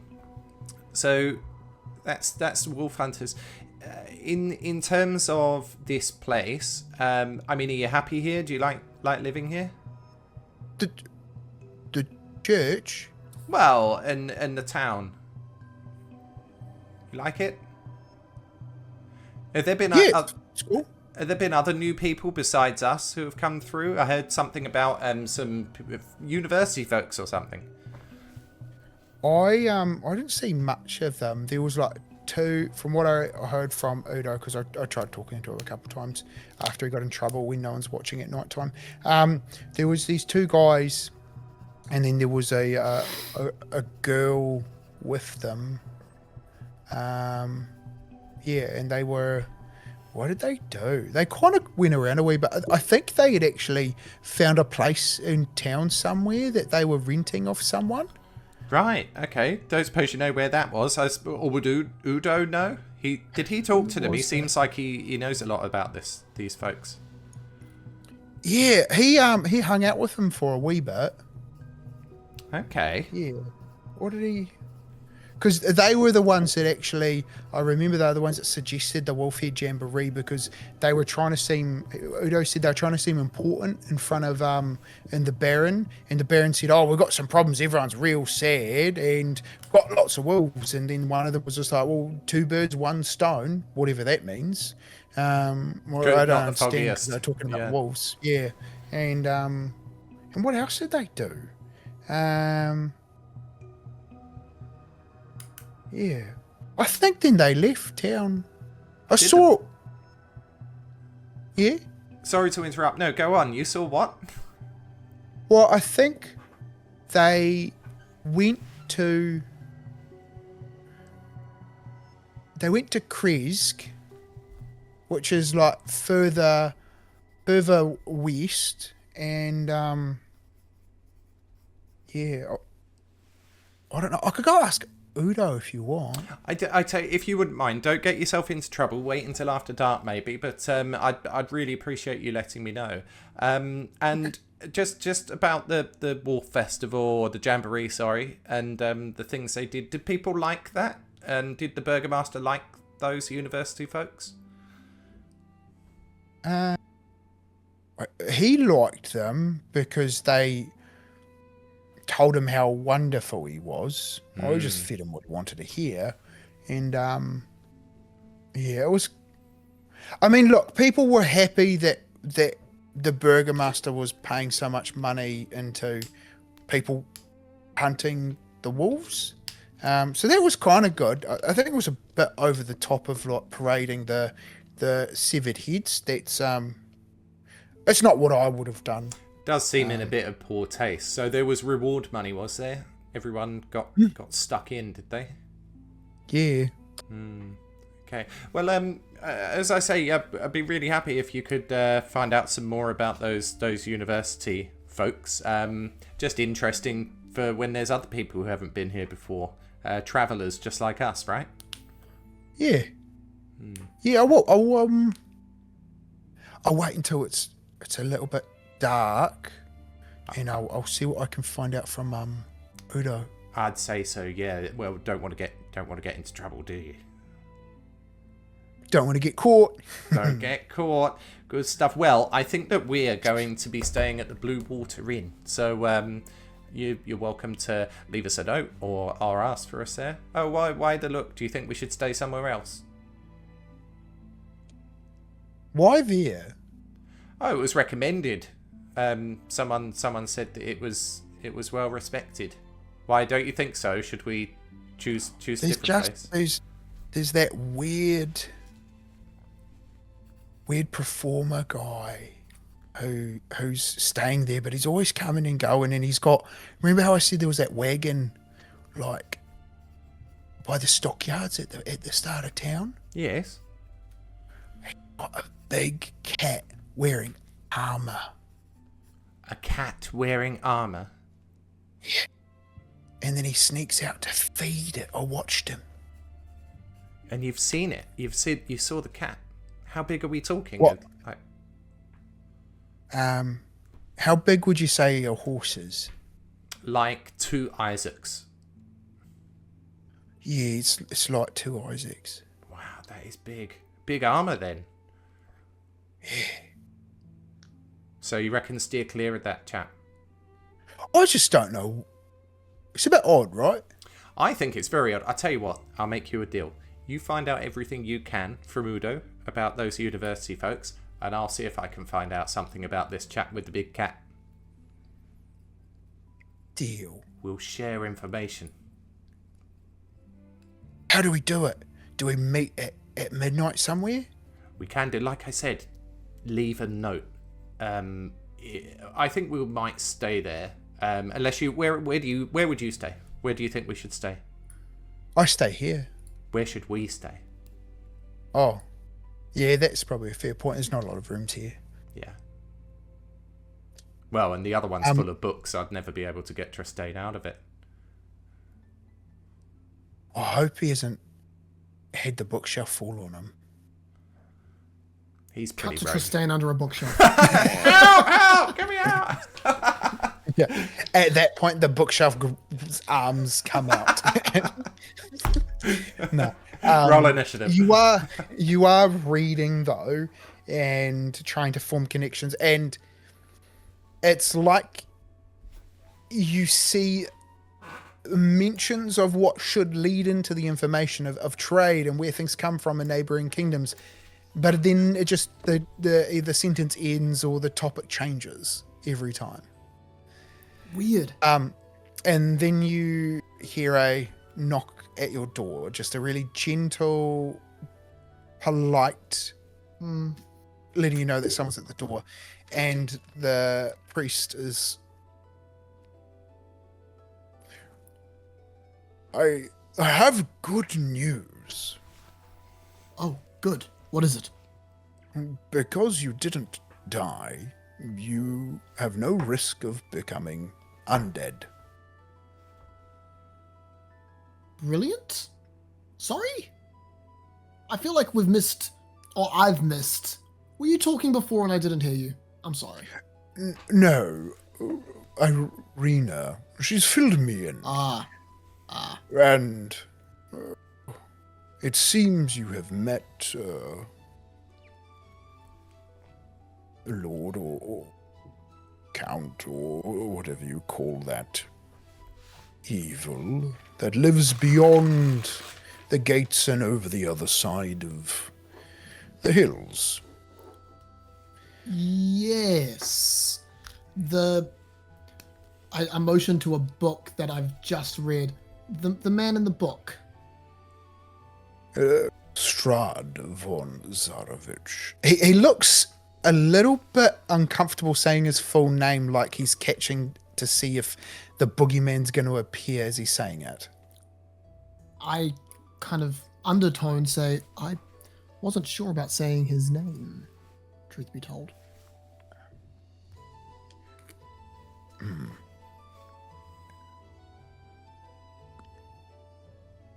I wish to trust you with something, Tristayne, and I would like to pose a hypothetical.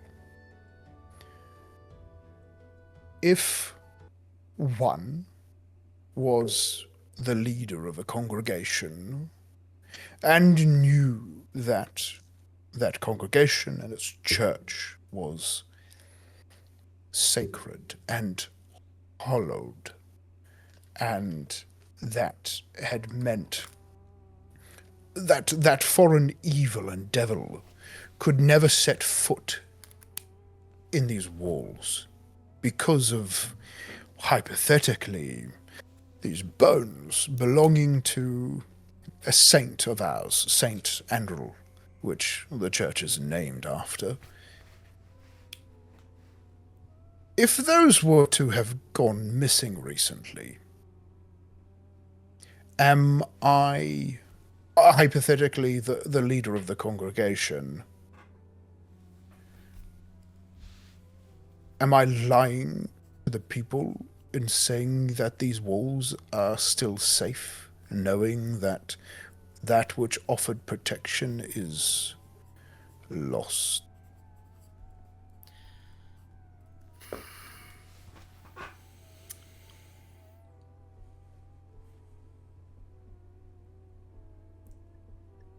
Father, I think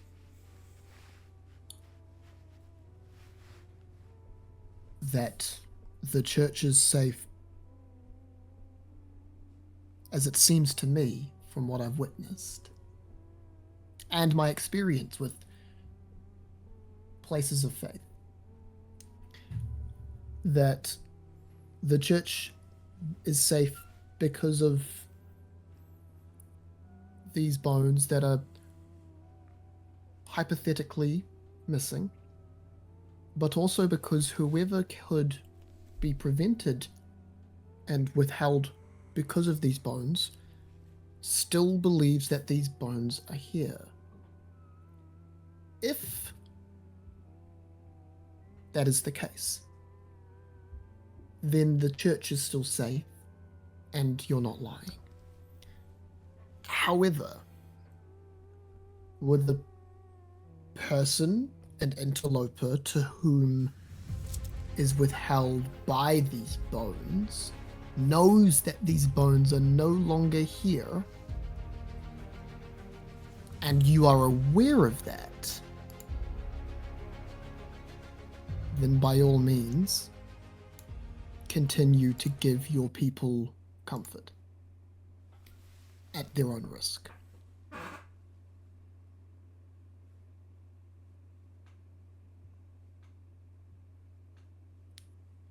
I know no one who would care of the bones, save for one who, in the past, both I and him have established that that is the reason why he could not walk into these chambers or this place. So I see no reason other than for him or for someone to appease him that they would leave. Then I have to ask, Father, if he has them now, Why hasn't he come? That is my fear. And they have only been missing for the last... since yesterday. So who knows what might happen tonight.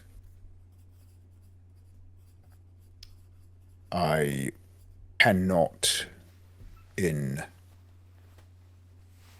good conscience, offer refuge for Irina or Ismark, so I have counseled that they continue westward and seek out the abbey located at the top of the fortified town of Kresk.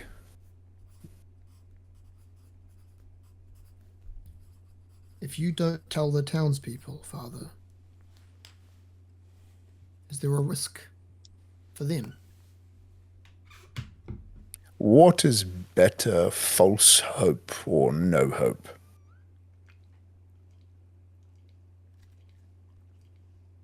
If you know that there's no hope, you can prepare for what's coming.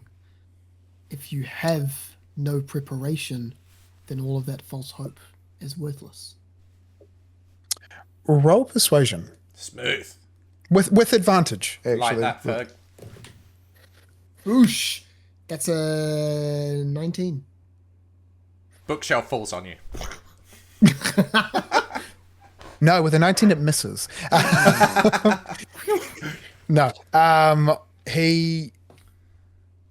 You've seen him take it on board. You don't know necessarily which ways he's fully landing on that, but he's not instantly dismissing it, which doesn't help his situation. No.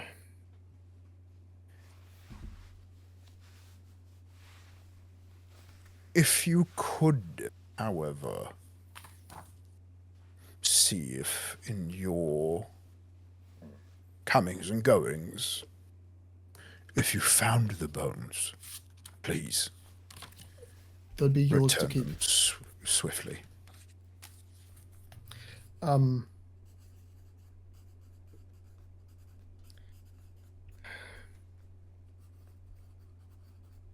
I hope that the threat remains dormant, if only for the night. I can tell you, Father, and this is... I think we have an understanding of each other at the moment. And because of your honesty, much to my surprise, I want to be honest with you. We have a dinner invitation. He pauses for a second, and then you don't have to explain it. He actually, with a pause, will go, "Oh."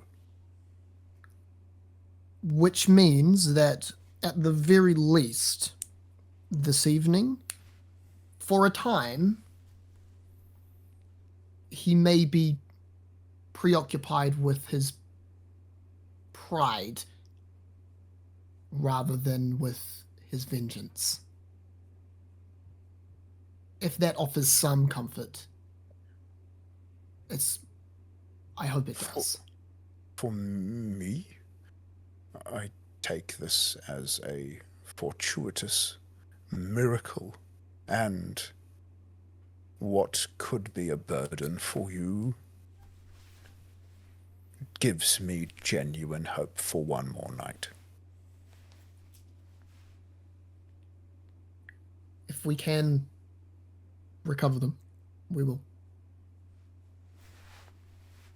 Because you've helped Do us. only what you can. Thank you, Father.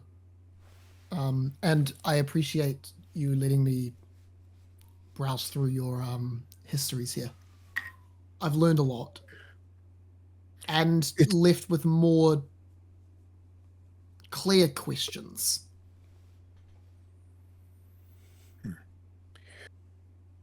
I am pleased to see that at least one of you is enjoying it. Before the questions, can I just ask, where is your tall fellow? Bohdi, communion? His face goes like, really? Like just when he was liking like you, he's just like, I suggested the library. Bohdi was inspired by he's a smart kid. and then you hear him walk out of the room and just yell, Yeska! And you hear it from outside, the priest calling Yeska's name. And he just drops the sword. Yeska, pick it up. Pick it up. We're training. We're... Gotta hide it.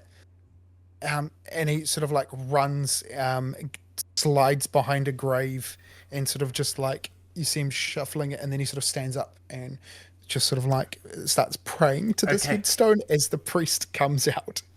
I'll message him in his head. Okay, you're telling me of the people who would later rest here. You're explaining the lineages and giving me a tour. Oh, Yaski, that's very, very interesting. And so these two are related, or were related through marriage, you're saying?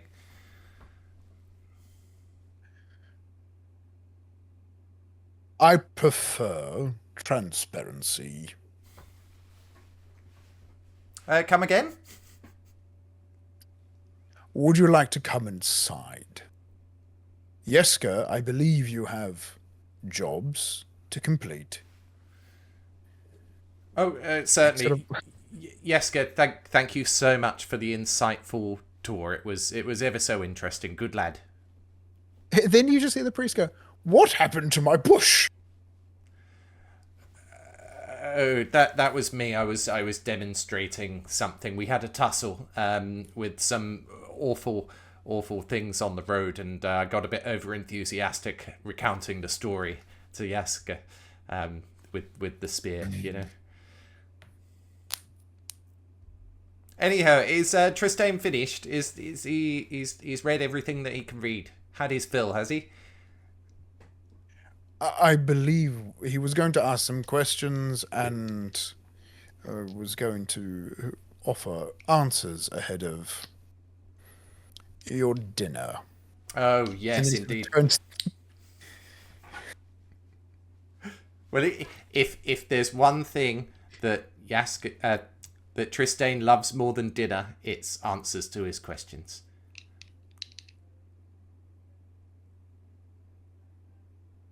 After you, friend. Certainly. And he'll just strut away from the man. Oh. You come back inside, and the priest comes in just with Bohdi, no Yeska, who scurried off to do his jobs. And you'll hear the odd clatter of him doing something somewhere within the church. Cool.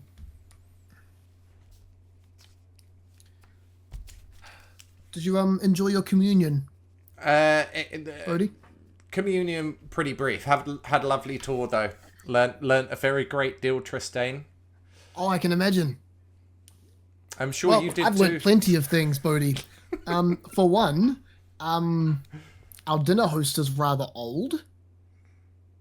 I didn't seem that old. The priest is just like.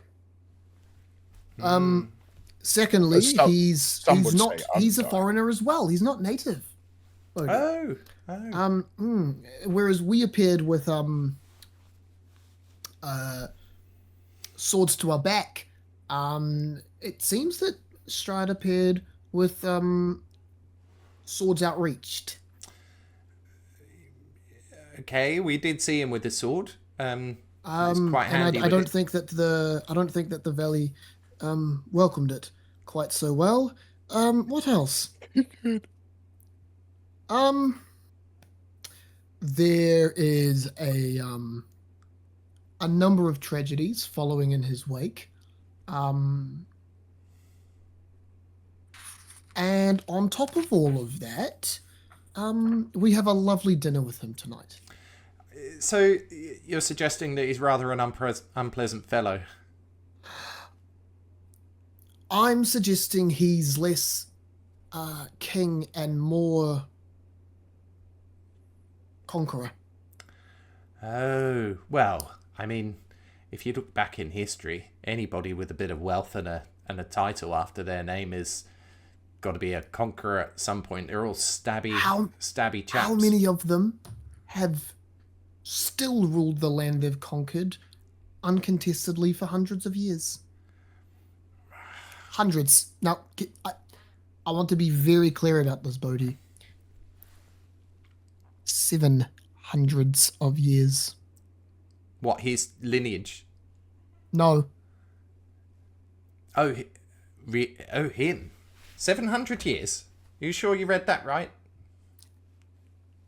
Maybe there was a smudge on the page or something. No, Bohdi. You hear from outside the front of the church this shrill,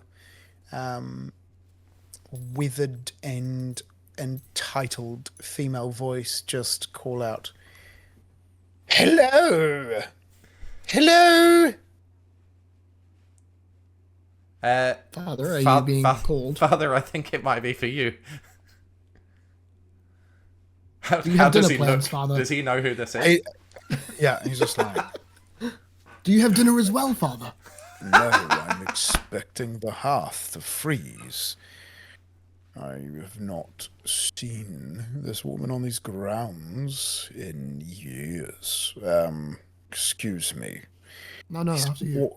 He walks out and you hear, "My lady Wachter."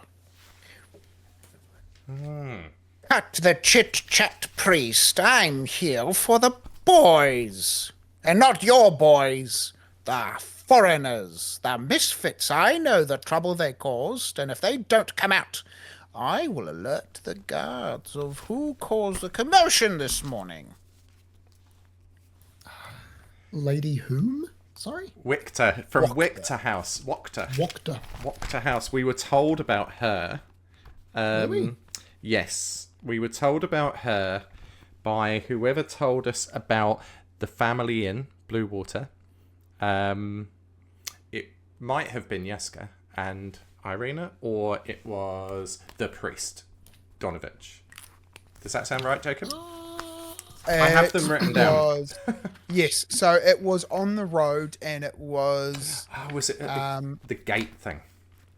Yeah. Yeah, got it. Crazy, I have nothing about that. Keep up, Wow, Tristayne. look at you go. Look at you. Wow. This is so much to follow. I missed Lady Wachter. God, look, all that reading, but you don't write anything down. I write too much down, that's my problem. They're on to you. Tristayne, us. We need to get scarce, I think. I have things to tell you as well. Okay. Wait, do you see a way out of this library? There's a bookshelf there and a bookshelf there. You hear, "I'm patient, not passive. Hurry up, boys." It's fine. She has no proof. After you. I dust myself off, put on my best smug, I've done nothing wrong. What are you talking about? Look. And strut out of the library with a pile of books in my hands as if I'm in the middle of reading through them. And this is like complete nonsense to me. Cup of tea time? Oh, do you want to take a break? Yeah, Can we? Absolutely. Cup of tea time. 100%. Because I need to have a cup of tea before we get interrogated by someone that sounds like my grandmother.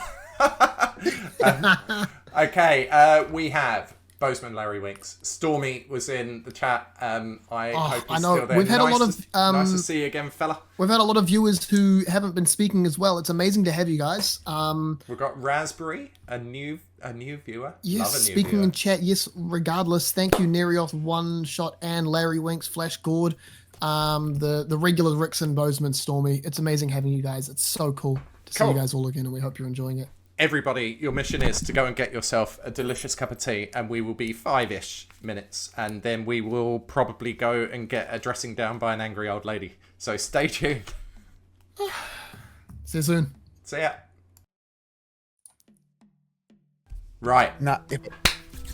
So we were with a very not welcoming voice out the front, Yes.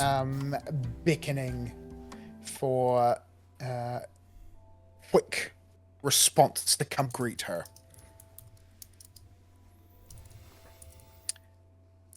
You make your way out the front where you see the same woman that gave you that nod earlier in the town square, who was associated with something that only Alex could see.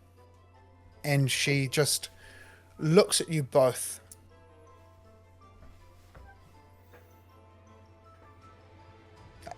I would like a conversation in privacy. Can I ask why privacy? Anything that can be said to us can be said in the presence of Father Of a holy Lucian. man. He's a trusted individual. Do you not trust Father Lucian, lady? I'm trying to work out if I trust you two. Sorry, I don't think we've been met. You can definitely trust Tristayne. Absolutely. He's very, very eager to meet you and trustworthy. I'll be just a minute. And Bohdi runs back into the church. Tristayne. Yes, sorry for my friend. He's a bit scared of the other type. You probably hear, Alex, where are you? Alex? You feel a tapping on your leg. Oh, Alex. And you feel this invisible thing climb up you. God, worried about you, lad. You okay? What? Okay, here. Hang on. Here, eat that. Wolf jerky. We're running out, though. We need to get some more. Yeah. Back with her, she has a perplexed look on her face for a moment. And she's just like, you mean women? Yes, definitely. He's barely even spoken to one before.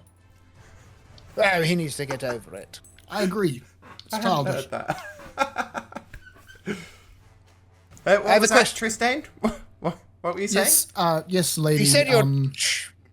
Lady Wachter, sorry, what was your question? I press the idea that she needs to ask me a question. Are you friends or foe with Vistani? Oh, we have nothing. We met a Vistani traveler recently. Esmeralda, I think her name was. Lovely lady. You did, didn't you? Yes. Yeah, put on quite a show for us as well. Tons of fun. And knowing what you know, you've told me, which is a bid for trust.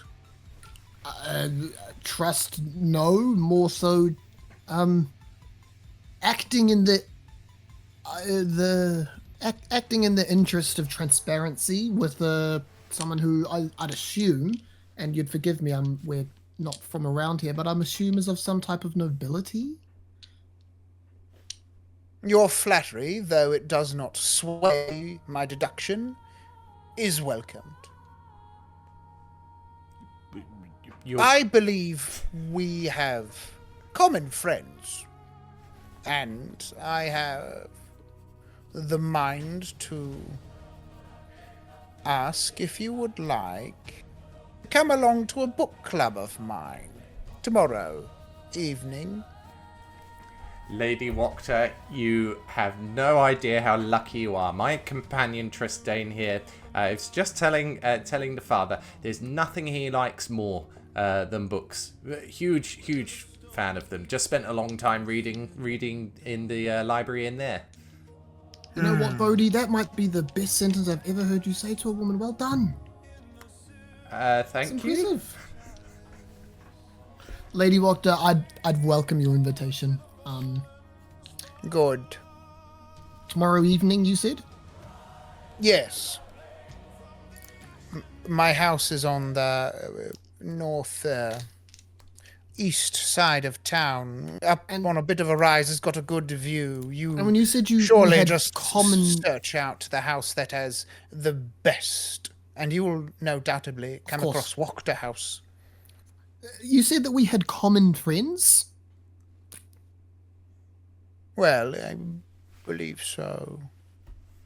You might they, are open and welcome to the Vistani. You have come here upon your own merit.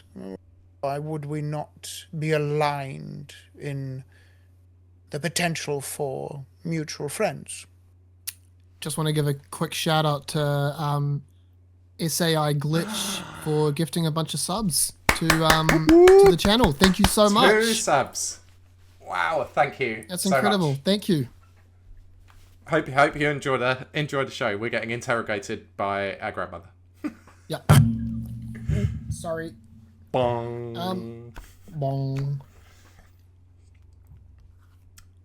So who, Lady Wachter, who are these friends? I mean, we have met a few people since we've arrived in the region. Anyone in particular? We don't know whose spies are listening. Okay. We will discuss more at the book club, child. Right, yeah, of course. Very well. Understood. Very, absolutely, yes. And when was this? Tomorrow, you say? What sort of time? Supper. Supper. Lovely. Supper time. My Big favorite fan, time. Big fan of supper.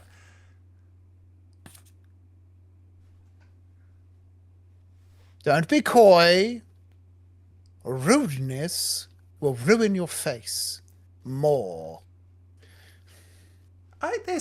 He's got a perfectly fine face, Tristayne. Oh no, I'm talking about your face. It has such feminine features. I would hate to see it decayed through poor usage. Well, I never. Okay, well, perhaps you can instruct me on the preservation of one's face at this book club, Lady Wachter. You would not want to get me sidetracked because I could have that conversation with you for days. Okay. Lady Wachter, I didn't catch your name. Apologies. Fiona. Pleasure. Lady Fiona. It's a pleasure. Tristayne. And Bohdi. I have welcomed the greeting of you, Bohdi. Bohdi Gautama. Absolute pleasure, Lady Wachter.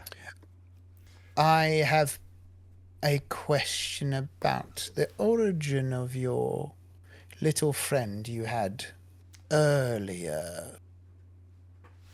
Tristayne. Yes. He's smaller than me, sure. He's not that little.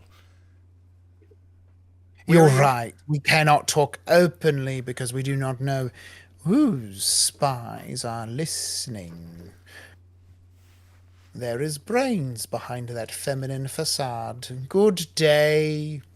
Good day, Lady Wachter. Charmed, Lady Wachter. Real pleasure. Of course you are. I grin at Bohdi, knowing that the first time we met an actual noble person, she hated him.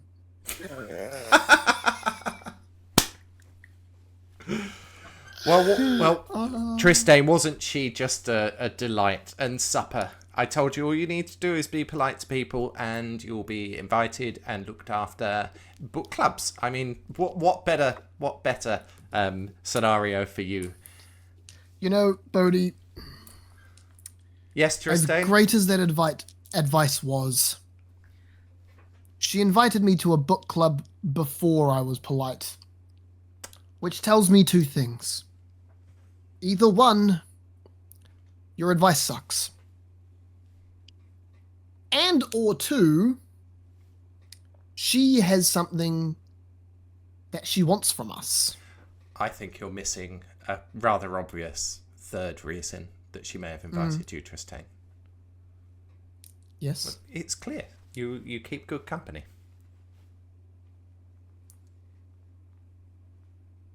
Okay, where to next? Well, Are Ismark and Irina here? can I? No, do I they're no- inside. Oh, yeah, they're do I still notice inside. that Bohdi's now missing his sword? Yes, you would. He's I glance down he's and see forgotten the that he scabbard doesn't with have- nothing in it. I say, Bohdi, Yes? are you missing something? No, I went back in and found him. I was worried about him as well. No. The sword, the very expensive. Oh, that thing. Yes. It's okay. Made a good trade. You'll be impressed. Just So we need to get wait. you another sword, don't we?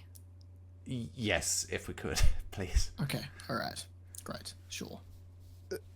There is a very well-dressed man with a cane who is walking from further west in town eastward towards the center of town, whistling. He's got little tinted sunglasses, just whistling away.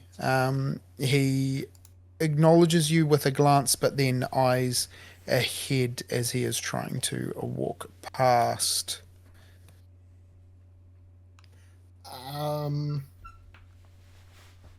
Do we recognize the guy? No, not at all. Is there any reason that we're drawn to He's him ju- particularly? He's just coming the other way through town. It is just you are for a temporary, but not alone. Right. You hear in a little bit of a foreign accent a good day. And then he just keeps walking. Good day. Yes, good afternoon. You say he Lovely was wearing day. sunglasses? Yeah. And he turns back and he's like, it is afternoon. And then he keeps walking. Oh.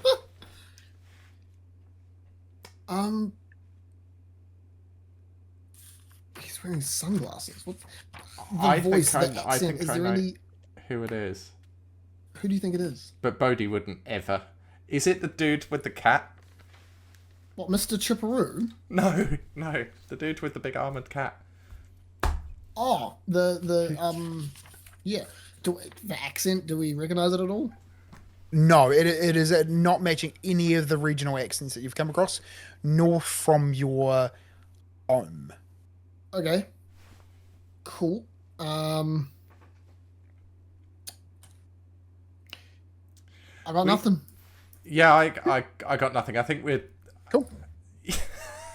because Ismark and Irina aren't out. We've just had Granny here. Is the priest still around? He's inside taking care He's of good. priesty things. Well, Tristayne, Should we people are head more. into the market square? We need to get a sword. We need to figure out if Irina and Ismark are okay, and we need to prepare for dinner. And I've been now threateningly told by a note that we need to dress our best. And I don't know if you've noticed I look like a pack mule. Well, I have been saying that to you. Yes, we can fix that up. And I was just going to remark that people are a bit more cheerful here than they were in Yeah. Barovia. You know what? That man was It's certainly- whistling. It's certainly less grim. However, I don't know if I like that. I only happy people whistle, Tristayne. No, sorry. What I mean is, I like that it's less grim. I dislike that it's very tonally dissonant from everything else we've seen, and I don't trust it. Okay. Good for you. Let's pick up Irina and Ismark. Cool. You go inside, and they are actually on their way to come out and see you. They just were trying to lay low for a second, and you see that they have both been given overcloaks that are different to the traveling ones they had, and these are more concealing of what they're wearing. And they quickly explain that they are going to try and get lodgings at the Blue Water Inn. They're going to sit there, take the night to work out whether or not they do go to Kresk, which is the next place that they want to go to. They felt like they were hopeful, and they're very confused as to why they just can't stay here. And the priest, because he never explained why, other than just getting further away from Strahd, and that the best place would be further away in Kresk with the Burgomaster there and the people in the abbey and the abbot. Cool. So he wouldn't let you stay. That's strange. Isn't the whole point that this is a safe place? As Mark sort of like jumps in, he's just like, it wasn't so much that he wouldn't let us stay, but you know when someone is just really not offering?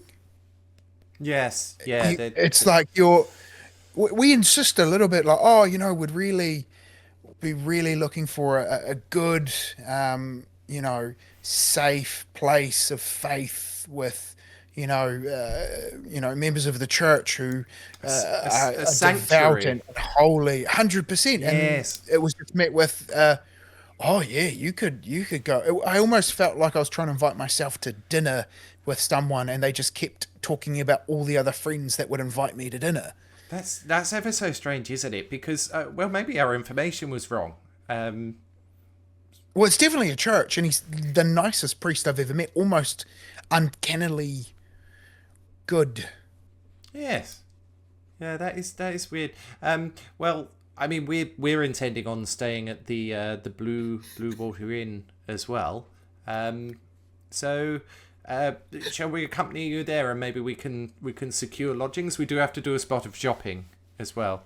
Are you okay, Fergus? Yeah. Yeah. Tristayne holds in a chuckle. He actually stays really quiet, and at first it was like a awkward, I'm trying not to say anything quiet, and then as the conversation proceeds, it becomes I'm trying to hold in a laugh quiet. Okay. Because you're... Amazing. Yeah. It's tough, actually. I didn't want to push too much to get information that Bohdi has no idea exists, so he was literally just exclaiming, that's weird, isn't it? Yeah. Yeah. But this isn't the place. But you know what? I think Bohdi has known Tristayne long enough to notice the moment he starts trying not to laugh. Yeah. About something, clearly. He'll eventually pick up what you're trying to put down. Okay. Cool. They make their way through the town, going back through... We can see this one? Yeah, we can. The town is still reaping or running with the effects of the midday commotion. And what I mean by that is there are people only on the streets if they need to be. It is almost like you are in a holiday destination with no tourists. You just have the run of the town, which means that anytime that there is a guard, they do just sort of acknowledge you. The shopkeepers, the various people, whether it's the baker or the butcher that you go past, not the same baker as at the start of the town, but they also look at you like, oh, people are still out. That's an amazing occurrence. Because they're also like at that tipping point of like, do we just shut up shop? Like, is there any point today of being open? And what are you first and foremost looking for? like a blacksmith, I suppose, Yeah. or a armorer store. Cool.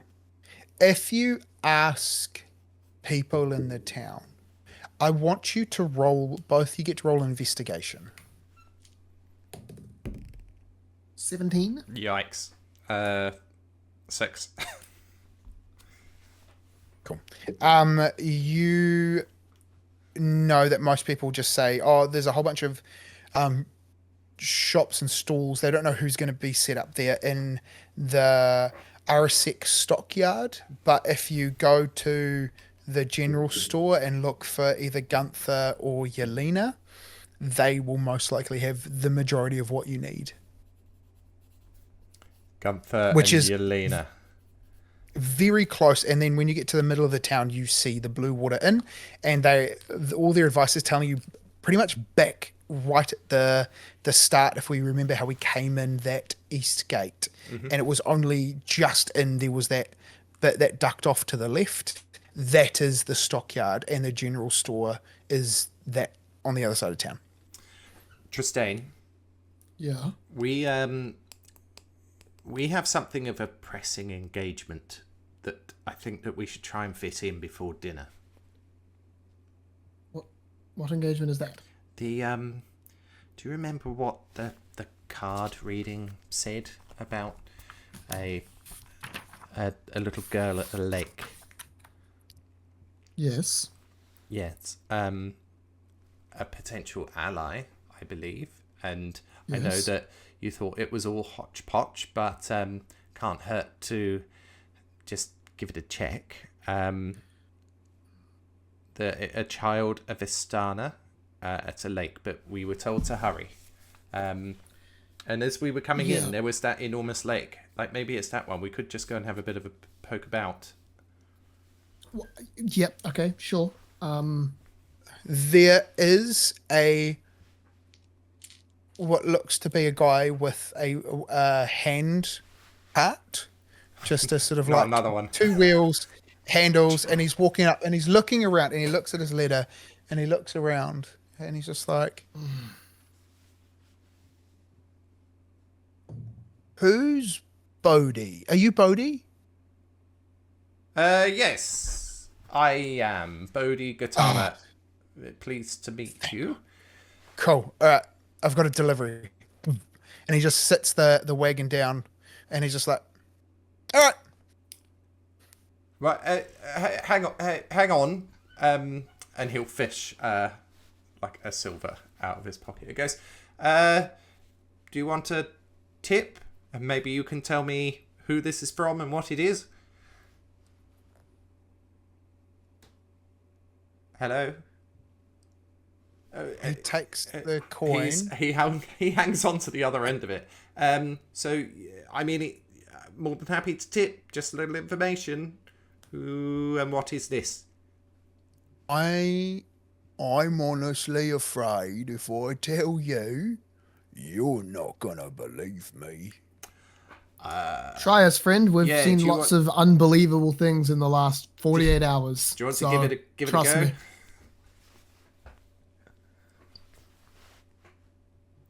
Two days ago, a little girl came to me and told me to bring this here right now and give it to some fella called Bohdi. What, at this precise place and time? Yeah. A little girl. Well, all it said is wait until an hour after the town is clear and then just come here by the Blue Water Inn. I mean, to be fair, I did peep at the letter that's on the stuff and it doesn't make any sense, and that's why I'm a little bit dubious of you're not going to believe me, so if you could just give me that silver piece, that'd be really good. Of course, Bohdi would be pleased to. It's yours. Thank you very much indeed, Cheerio. He's just so confused himself, and he leaves. Well, Bohdi, you've got a delivery. There is a chest on the back of this wagon. Is there a letter as well, you said? Is it also in the wagon? It's just the letter is... There is a little bit of string that ties it hanging from one of the loops of the chest. It is a very low, long, flat chest that takes up the entire bucket of the wagon. Can I make an investigation check? 100%. I don't trust it. Cool. Can need I to check. can I grab the letter? As I'm checking it out? Oh, are you checking the letter? I thought you were checking the chest. I do I'm nothing. checking the he's whole look- thing, man.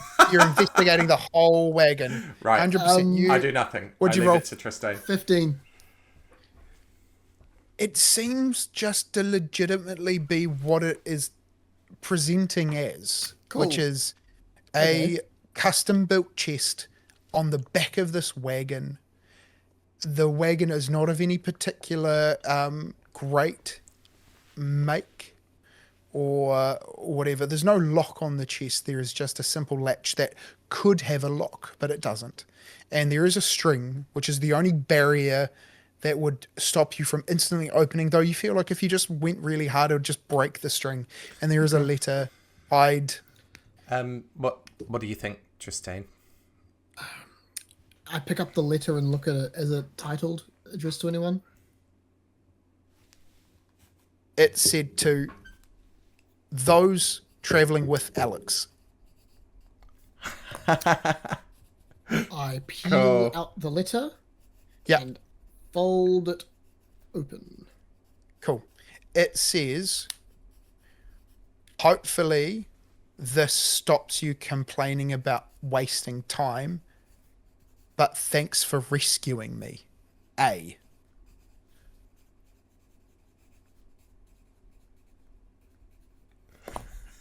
What? I glance at Alex. I say, was this you? Then it's only, hang on. We didn't.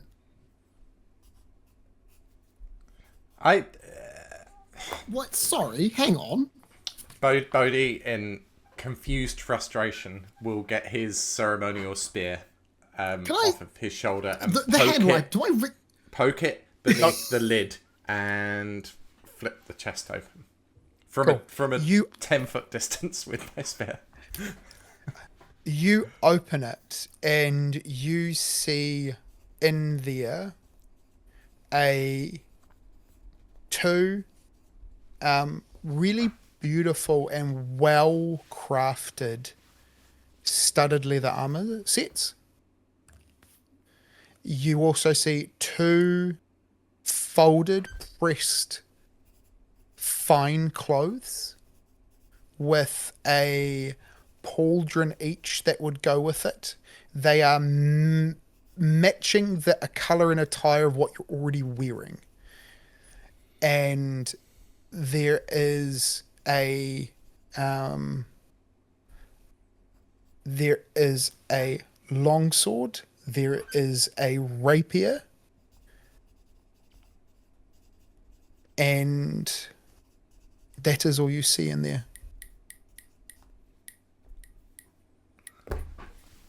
Have you seen this fabric? It's beautiful. Look at it. Someone's. Who did we say? Have you saved anyone? Bohdi, Yes. why? Let's think back. Let's cast our memory back, Bohdi. I know it's difficult for you sometimes to think. So let's think for a moment. Who have we come to this place for to try and save? Antonius. Whose name starts with A? A great many people. That we know. He's one of closely. them. Yes. Who do we currently believe is potentially being, or at least one of their party is being held up by our lovely dinner host? Oh. Well, yes. I mean, Alex's name starts with A as well. He didn't write it. Alex, did you write it? Roll a investigation or insight on the Just handwriting. Just Berg. Both of you. You both would have seen Antonius's handwriting. It is a, what's that? 12 plus that is 18? 4. You know this is not his handwriting. Yeah. At all. Yeah. And so So with all of this information, we would believe it's from Antonius, right? Potentially. Then why is it not? Because it's not his handwriting, Bohdi. Maybe you had someone else write it for him. Who have you saved anyone else?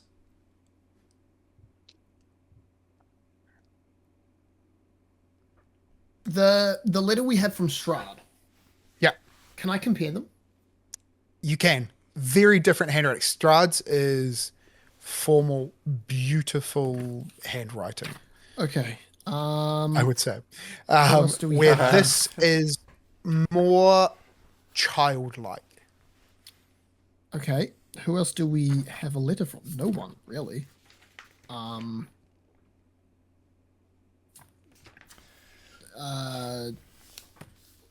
Chris, you got any notes that I'm missing?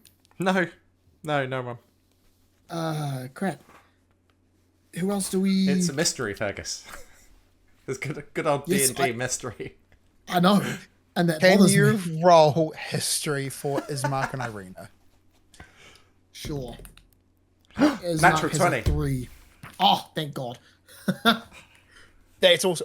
are you doing Irina?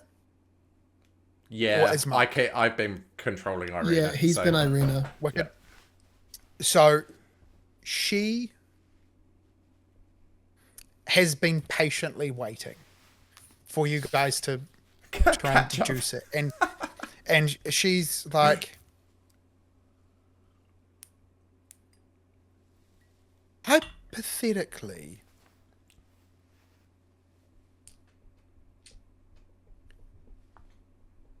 What happens if this is not from something you've done, but from someone or something that you will do? Because the man said a small girl 2 days ago. Oh, it's Tristayne. It's payment in lieu. Payment in lieu of services rendered. Why would a young girl need to be saved if she knows she's going to be saved? No, perhaps what she realizes is that we are terribly poorly equipped. How does she know who we are? 2 days ago, we weren't here. Okay, so what happened last night? We made a mess of your kitchen. Cards? We had a You tarot remember? card. Oh my gosh, Bohdi, don't tell me the tarot cards are real. I thought that you Bohdi. were a man of faith, and No, I'm a man of... I read. There are some things in this world that are delightfully difficult to explain, and She read tarot cards. it stands to reason, doesn't it? It all makes perfect sense. I'm with you, Irina. Stop trying to figure things out and understand them, and just enjoy the boons of lovely surprises. You know what, Bohdi? You're right. Please. And imagine how spectacular you were going to look in that outfit. It's really your colours. It's quite... Tristayne sits on the edge of the wagon, defeated. Look, it's got a matching neckerchief. I can help you tie it. I'll show you how to do it in the proper fashion, not the casual way. You're going to look splendid. I'm really excited. Do you open up some of the fabric? Yeah, he's all over it now. He's digging through. As you do, there is another note that slides out and it just says for Tristayne. Oh, hey, you've got one as well. He noticeably does not read your letter, but hands it to you. I open the letter. Cool. I'm going to answer the questions that you're going to have. Can I see the future? Yes. Can I control it? No. Is it always clear? No. Where does it come from? I don't know. Do you think that these things are always going to happen? They kind of always happen. And then at the end it says, by the way, when you're reading this, I'm about to drown. Tristayne looks up and says, "Put the clothes on, Bohdi, we're going." Okay, these are for dinner. These are fine clothes. He grabs a sword. Irina, Ismark, can you please, here, and he'll hand them 5 gold, and just go, can you sort us out rooms and get this stuff in there? Where are you going? We're going to go and rescue someone who's drowning in a lake.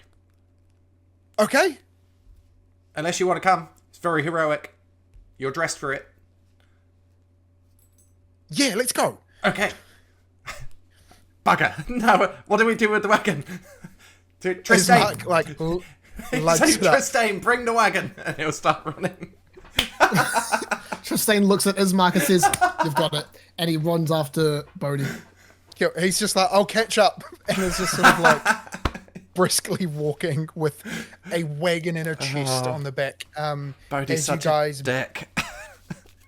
boost north out of town. You... So good. Make your way... Cool. It's not that far. You make your way pretty lickety-split to get out. And then as you come sort of down a bit of a further decline, you can see ahead of you the lake. So you... At the foot of the mountain in the vision ahead, nestled in amongst the misty forest, is a large lake. The water is perfectly still and dark, reflecting black clouds that roll overhead. Pulled up along the shore, you see 3 small rowboats, and a 4th boat can be seen in the middle of the lake. With a lone figure sitting in it. Right. Okay. How far is the 4th boat? Can we make out much about the figure, or is it just a figure at this distance? Just a figure. Roll perception, actually. I will guide Tristayne. Can you see? Right. Can you see that, Tristayne? Tristayne goes with an 8. Bohdi says, "Don't worry, I can see," because he got a 21. Wicked. You see the boat out on the water. There's a fishing rod attached to the side of the boat, a little sort of hole that it rests in, and the person is not alone on the boat. There seems to be a sack that has some kicking and sort of, well, not kicking, but some movement or tossling within the sack. I've seen this before. They would be about 100 feet out into the lake. Okay, 100 feet isn't very far, and Bohdi is a forest-dwelling nature guy. Can he gauge whether he would get there quicker diving in straight away and swimming? He'd chuck his jacket off and stuff. Or would he be better to go for a rowing boat? Bohdi by himself would be better swimming. Okay. He will yell. Actually won't break stride because he's really into it now and he understands it with that role. So he'll kick off his jacket, put Alex down very gently, and his boots, and we'll just dive in. Cool. Maybe whip a dagger out and put it between his teeth and he'll die. Can you roll athletics? Yeah, I can. You're quite good at this, right? I am, yeah. But I'm not good at rolling dice. No, 12. you're not. So you get advantage of this. Good, thank you. Still not good at rolling dice. 10. So 12. So Okay. 12. It's okay. You jump in the water with a splash and you start swimming. And you are a good swimmer. You, Tristayne, see from the shore something get tossed over the edge of the boat. Okay. And then you also hear Irina notice something. And she points out that something is very creepy. So in the grass and the fields either side of where you are coming down towards the lake, you notice these scarecrows. And there are what looks to be blackbirds up in the trees, squawking away, not wanting to go close to the scarecrows at all. We're going to go back to the lake. So you, amongst your swimming, you also would have seen something be thrown overboard. And then starts to go down. Something under the water. big and sack-like, Yeah. based on having already seen it. Okay, so he will, with his swimming, once he reaches a distance where it makes sense to, he will dive down to retrieve. Yeah. Yeah. Cool.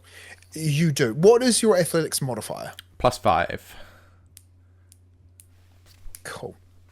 You are able to get to the sack, and with the knife assisting you, you are quite confident at opening the bag carefully while underwater. Yeah. And you see this young girl with brightly coloured clothes. Her mouth is bound, her wrists are bound, and her feet's bound. And she's got a look of absolute fear in her eyes. Can I, please? The first thing I do is very carefully try to cut the bonds around her hands. But at the same time, I will... Can I message underwater? Is it verbal? No, you have to whisper. You can't whisper underwater. Bugger. I will very carefully cut her bonds, and I will try to go up to the surface at an angle away from the boat. And what I would like to do is prepare to cast fog cloud the minute that we break the surface, so that I can disguise Amazing. where we are. Cool. So this is going, so she has to do 2 constitution checks in doing this. I wish I could help somehow. So the first one, she is good.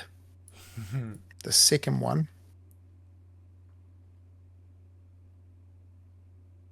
you calmly, confidently, and competently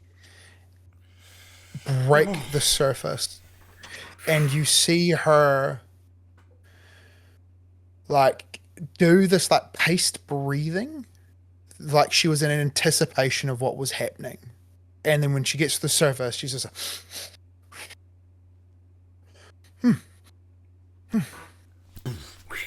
Fog cloud. yeah. And then once we're there, I'll whisper, "Shh, try not to splash." And then I'll very quietly wade us. Like Bohdi would still have his bearings right, like he knew he was going away from the boat, so he would very quietly, stealthily almost, in the water, just like wade away from the boat, but remaining in that fog cloud. Because I don't know how big is a fog cloud. 20 foot. Yeah.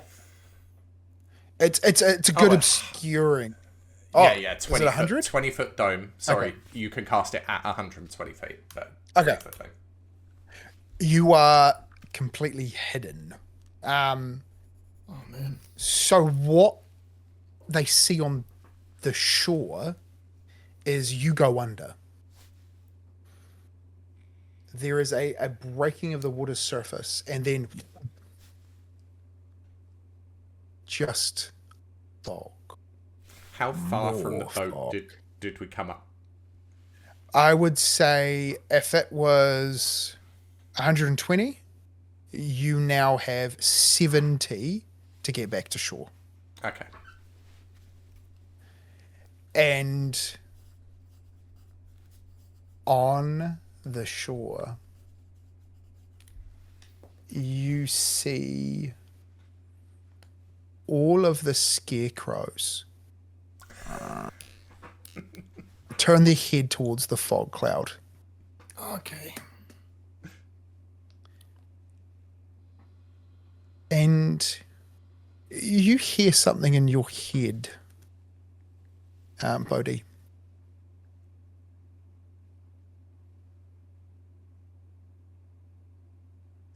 He is evil. You have every right to rid the world of that evil, Bohdi. Will you do what's right?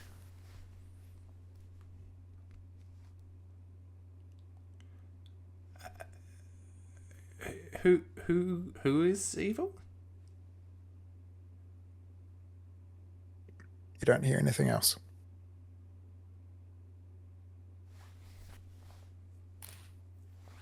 Quietly whisper.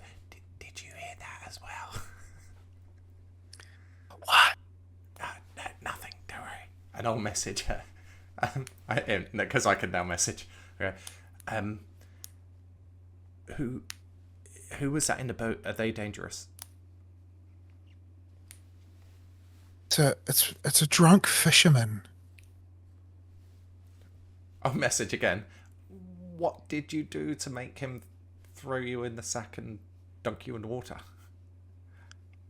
Allegedly. I'm sorry. Allegedly. What did I do? No, I'll message again. Wasn't accusing, just trying to suss out what's going on. I'm really grateful, but yeah. End of message. Okay, final message. Let's just stay here for a minute. We'll just stay in the fog. We'll be safe. Just keep quiet. No, because there's more that happens. We gotta stop Tristayne from getting eaten by scarecrows. Oh, God. Okay, and he will still stay quiet, but will start wading them both towards the shore. Did you bring the extra weapon for me? Yes, it's on the cart, which is by now, I'm convinced, will be on the shore.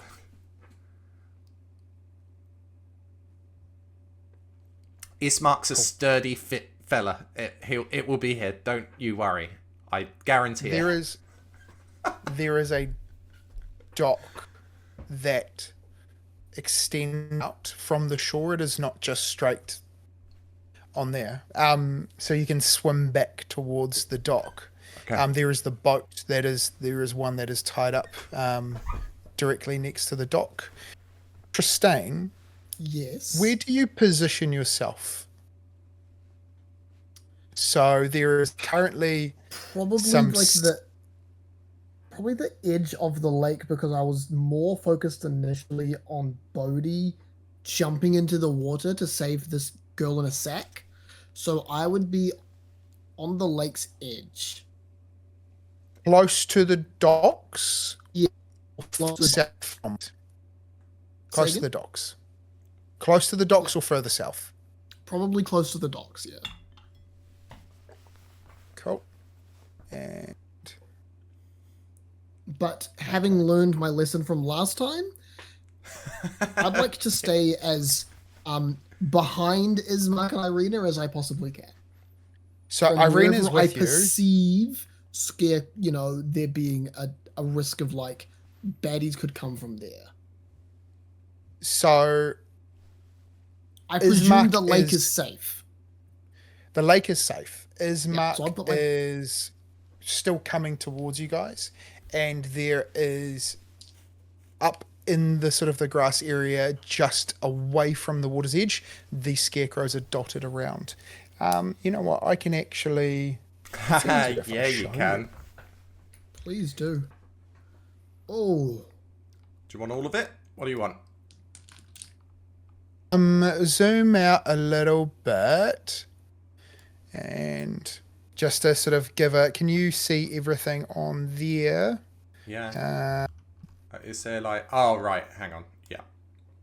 I got you. We have scarecrows dotted around, and then you have Bohdi. You have, and I would like to introduce. If you can zoom in on Arabella. Arabella, hello. This plucky young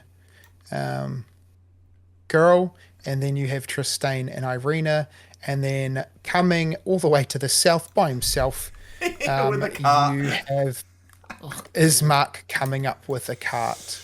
Where would Bohdi's belongings be? His bow, his coat. I would imagine that you've probably left them on the docks and have jumped off the docks. So they would be easily to grabbed and would be protected by the positioning of Tristayne and Irina. Magic. So Bohdi would immediately chuck his coat back on, and would give her the sword and would unlimber the bow so that she has a weapon. I don't like the rapier was for her, right? When she commented her weapon, would he know what one she was? Yeah. Actually, you don't know if because there was also I'm not sure if well. Yes. But looking at her, the rapier is probably a bit more suitable for her. I don't know which one he grabbed because I said Bohdi grabs the sword and runs. So you can choose. She will have her rapier then if I get to choose, Jacob. Thank you. Amazing. Didn't that work out well? Well done. Yeah. That's negotiation right there. Game the system. Right. And Bohdi is Bohdi. Let's go. Cool. They haven't moved yet. The scarecrows.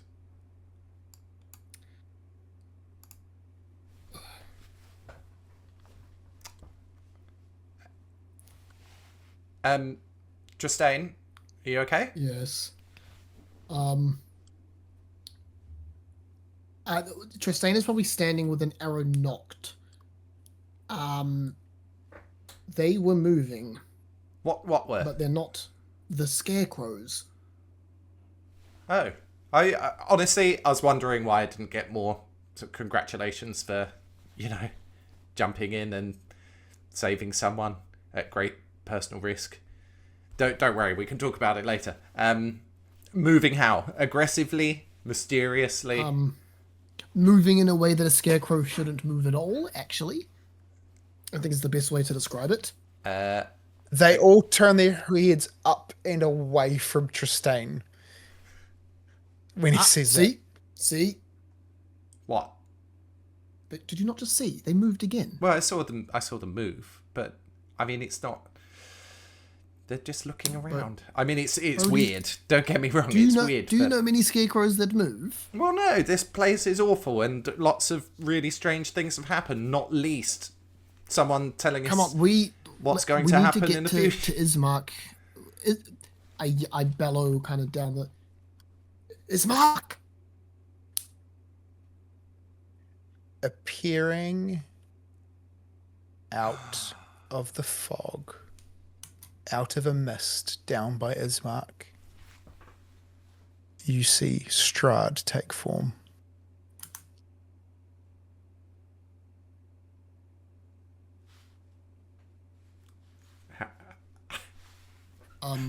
How does he look? Determined? Pleased to see us? He looks pleased with himself. And he looks Irina,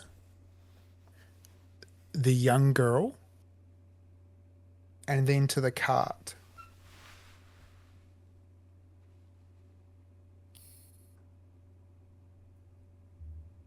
And then he looks back at Irina, the young girl, and to the cart.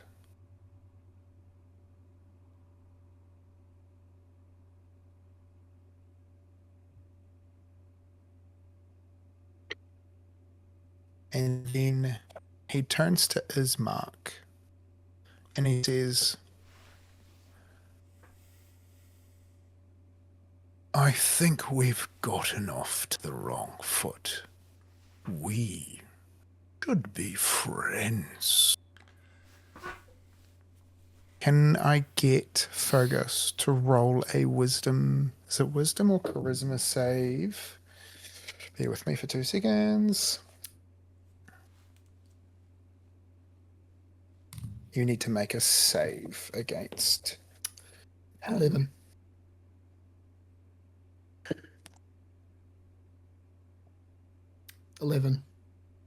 Yeah, okay. Well, actually, you know what? It doesn't matter. He fails.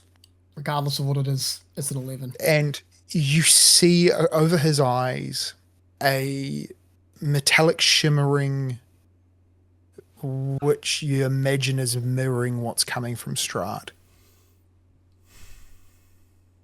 And he is charmed. And Strahd says, you would never want to get in the way of your sister's happiness, would you? And then Ismark is just, no, I wouldn't.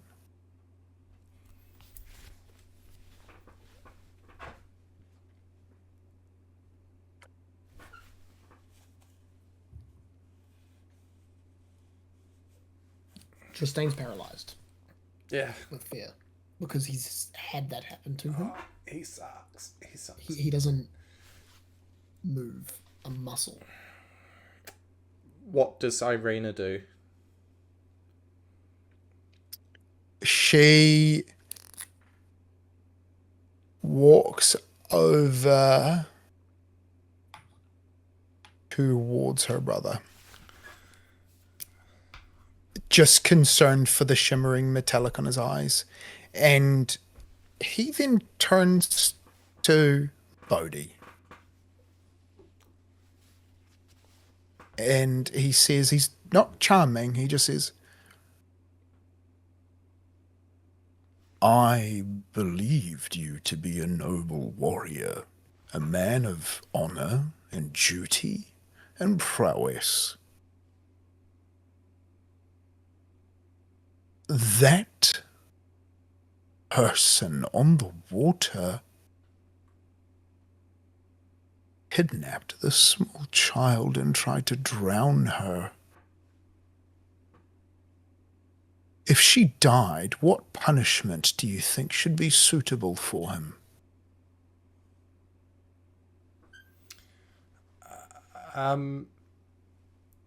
After a trial, perhaps incarceration?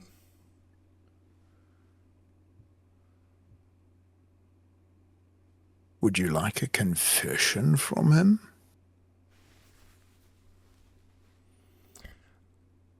Honestly,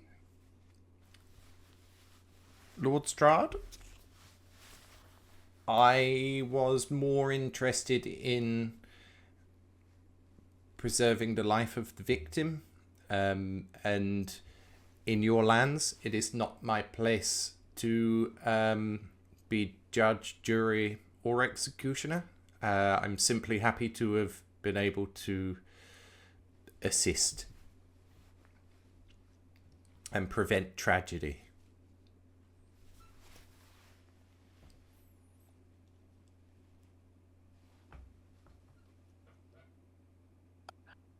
Arabella pipes up from behind. And she's just like,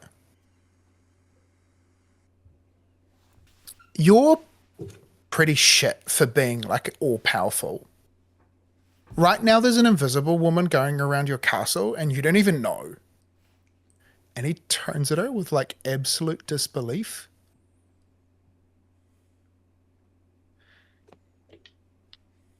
And you hear her reply, "You can read my mind. I don't care. I'm not lying."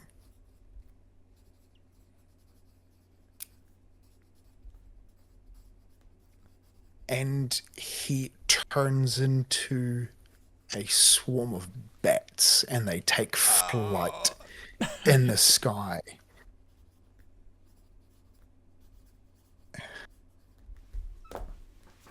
Ismark sort of shakes out of it.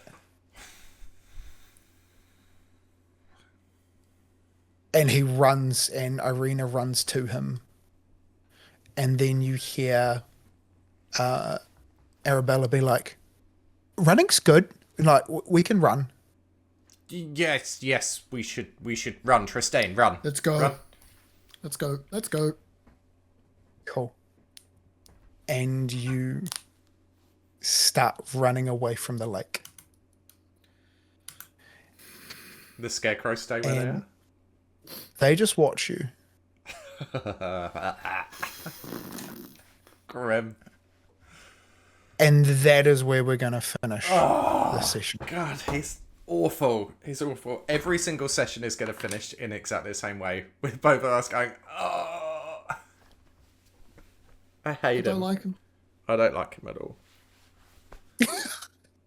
I'm not happy about it. Thank you so much, everyone, for joining us tonight on episode 4 of Curse of Strahd with Capersmiths. It's been an absolute joy and torturous pleasure to share this experience with you. I feel like we uncovered such a great deal, yet nothing at the same time. I have So ideas. I'm lost. I hope you're sharing that mystery with us, or enjoying us experiencing the mystery for the first time. If you guys have played this module, it's a really well-known one. So if you're just enjoying the show, amazing. I'm glad you're enjoying it. We're glad you're enjoying it. We will be back in a couple of weeks if everything goes swimmingly, ideally. Thank you so much to everyone who came. Thank you to everyone who followed and watched and popped in for a bit. Thank you to SAI Glitch for gifting a couple of subs. For the subs! We got subs! People coming in for first-time chatters and everything. It's been an amazing time. That's We're so so cool. grateful. We're so lucky. What we would also love for you to do is join our Discord, if that bakes your noodles. Yes. So I'm going to try to paste the link into the thing right now. Bosh. There we go. Come and hang out. Come and see us. We just today posted a survey. If you have played Curse of Strahd, you can fill it in. Fergus and I are not looking at it, obviously, because we don't want any spoilers. But nothing. Fill it in. Tell us about your games, because it links to the achievements that we're going to be working through in this campaign. So bring your Strahd experience into our Strahd experience. Yes. So cool. We've got a bunch of people collaborating and helping with that as well. We have a bunch of people leaving their opinions and answers on the Curse of Strahd subreddit, but getting your guys' input would mean the world. You're our watchers, you're our followers, you're the community, and we love to hear it from you guys. Come and hang out. We adore it. And we will be back in 2 weeks' time. I'm so glad we didn't have to fight Ismark. That was really depressing. I was He's stressed. I was really worried. Okay. Thank you, have Jacob. an awesome night, everyone. Thank you, everyone else. See you soon. So good. Until next time. Bye, guys.